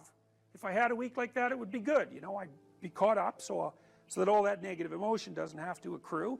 And I would have done a bunch of things that I'm interested in doing, and at the end of the week I'd be in better shape than I was at the beginning. And if you treat a schedule like that, so that what you're using it is to design the days and weeks that you want to have, instead of using it as this little, jail that you have to put yourself in that you're not going to do anyways, then you can learn to use them. And that's one thing you can do to make yourself more industrious, more conscientious. Follow a schedule. I've told people to learn to use a schedule, and people often hate schedules because they act as their own tyrants, right? They say, well, you have to do this unpleasant thing, and then here's another unpleasant thing you have to do, and then you have to do this unpleasant thing, and you do that for about 3 days, and you think, to hell with this, I'm not doing that, and you fall off the wagon. That isn't what you're supposed to do with a schedule. You're supposed to use it to design the days that you would like to have if you were taking care of yourself. And so some of that is, you wake up in the morning and you think, here's 5 things I have to do that if I don't do, my life will be worse. It's like paying bills, for example, or taking out the garbage. It's like you have to do those because otherwise things degenerate. So you got to put some of those in the schedule, because otherwise tomorrow is worse than today, and that's a bad trajectory. But you also want to build in things, you've got to act in some sense like you're dealing with a relatively recalcitrant 9-year-old. It's like, so, well, here's some things you have to do, but here's some things that if you do, you could reward yourself with. And if you get the balance there between obligation and reward right, then you'll find that you're motivated to do the things. And that's what you want to do. You want to do that so it's sustainable across days and weeks and months. And so you got to treat yourself like a good boss would treat a valued employee, and not like a tyrant would treat a slave, because the slave will rebel. And people say, well, I don't follow through on my plans. It's like, well, A, they're probably not very well formulated, and maybe you're doing them because of an external moral obligation or something. They're not really your plans, right? And B, you're acting like a tyrant and a slave, and that's a bad relationship to have with yourself. treat other people as you would like to be treated. It works both ways. You also treat yourself like you treat other people properly. So that's a necessary thing, and often people don't do that. But the scheduling is really important.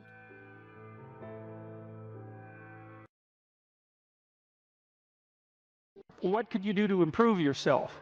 Well, let's step one step backwards. The first question might be, why should you even bother improving yourself? And I think the answer to that is something like, so you don't suffer any more stupidly than you have to.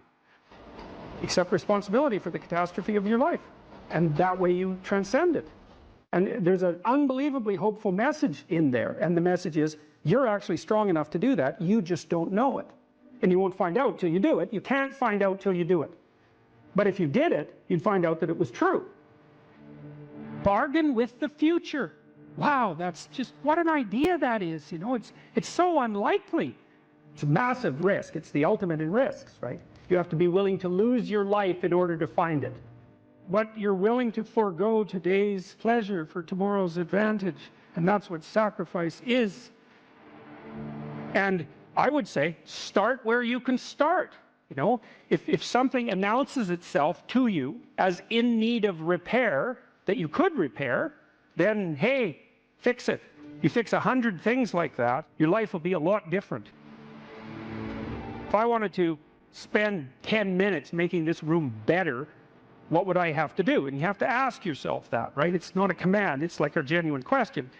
And things will pop out in the room that you know, there's a stack of papers over there that's kind of bugging you, and you know that maybe a little order there would be a good thing. There's some rubbish behind your computer monitor that you haven't attended to for like 6 months, and the room would be slightly better if it was a little less dusty and the cables weren't all tangled up the same way. And if you allow yourself just to consider the expanse in which you exist at that moment, there'll be all sorts of things that'll pop out in it that you could just fix.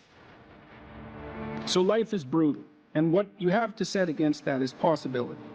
So I would say if you're 16 and your life isn't so happy, it's like, look around and see if there are opportunities that people are granting you, even imperfect opportunities, because they're going to be imperfect, that you could exploit in the proper way and learn and grow. But the fundamental lesson, the more fundamental lesson that's underneath that is, don't let what you are stop you from being what you could be. So imagine that there's you and there's the potential inside you, whatever that is. You know? And potential is an interesting idea because it represents something that isn't yet real, yet we act like it's real. And that potential is partly what you could be if you interacted with the world in a manner that would gain you the most information. You take yourself and put yourself in a new environment. New genes turn on in your nervous system. They encode for new proteins. And so you're full of biological potential that won't be realized unless you move yourself around in the world into different challenging circumstances, and that'll turn on different circuits. Now, I often tell people too, fix the things you repeat every day, because people tend to think of those as trivial. You get up, you brush your teeth, you have your breakfast, you have your routines that you go through every day. Well, those probably constitute 50% of your life. And people think, well, they're mundane, I don't need to pay attention to them. It's like, no, that's exactly wrong. The things you do every day, those are the most important things you do. Hands down. All you have to do is do the arithmetic. You figure it out right away. So 100 adjustments to your broader domain of being, and there's a lot less rubbish around and a lot fewer traps for you to step into. Once you've got your mind and your emotions together, and once you're acting that out, then you can extend what you're willing to consider yourself and start fixing up the things that are part of your broader extent.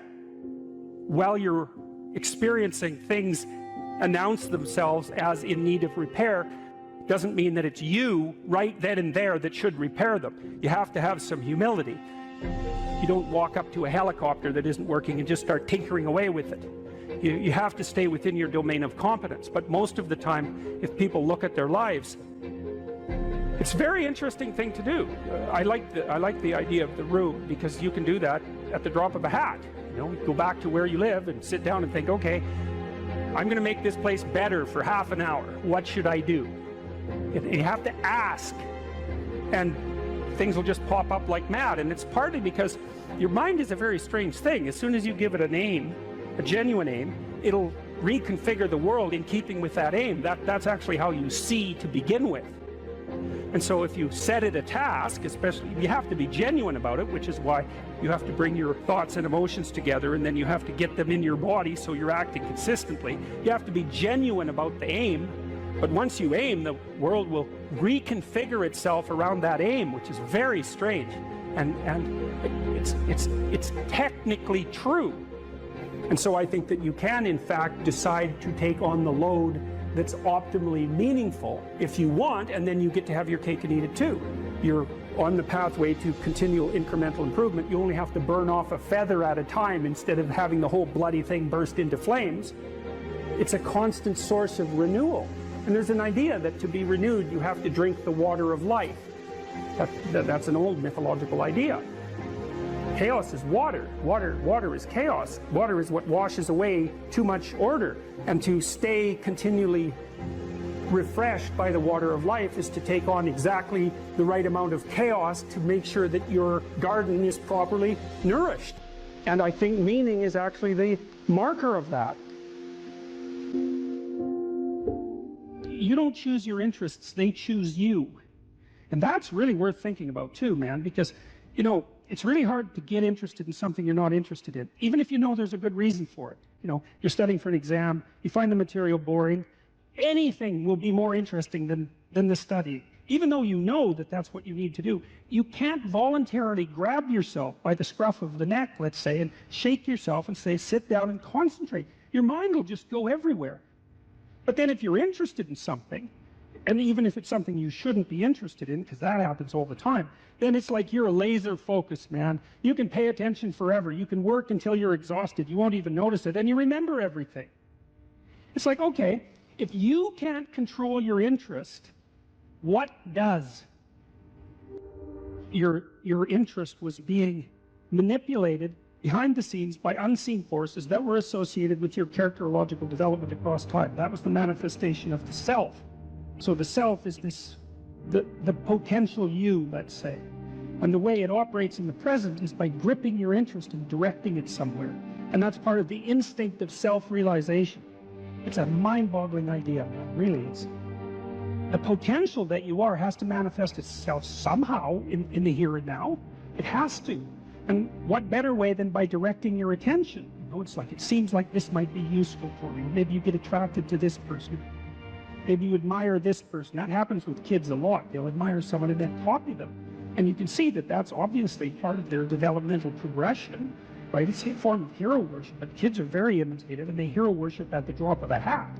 And so they're entranced by the next stage of development. And if they see someone who embodies that, especially if it's in the zone of proximal development, it's something they could achieve, stretching a bit. They find someone who embodies that next stage of development, and then they start to imitate them and act like them. Well, adults are no different. We're no different. We do it at a perhaps more abstract and sophisticated level.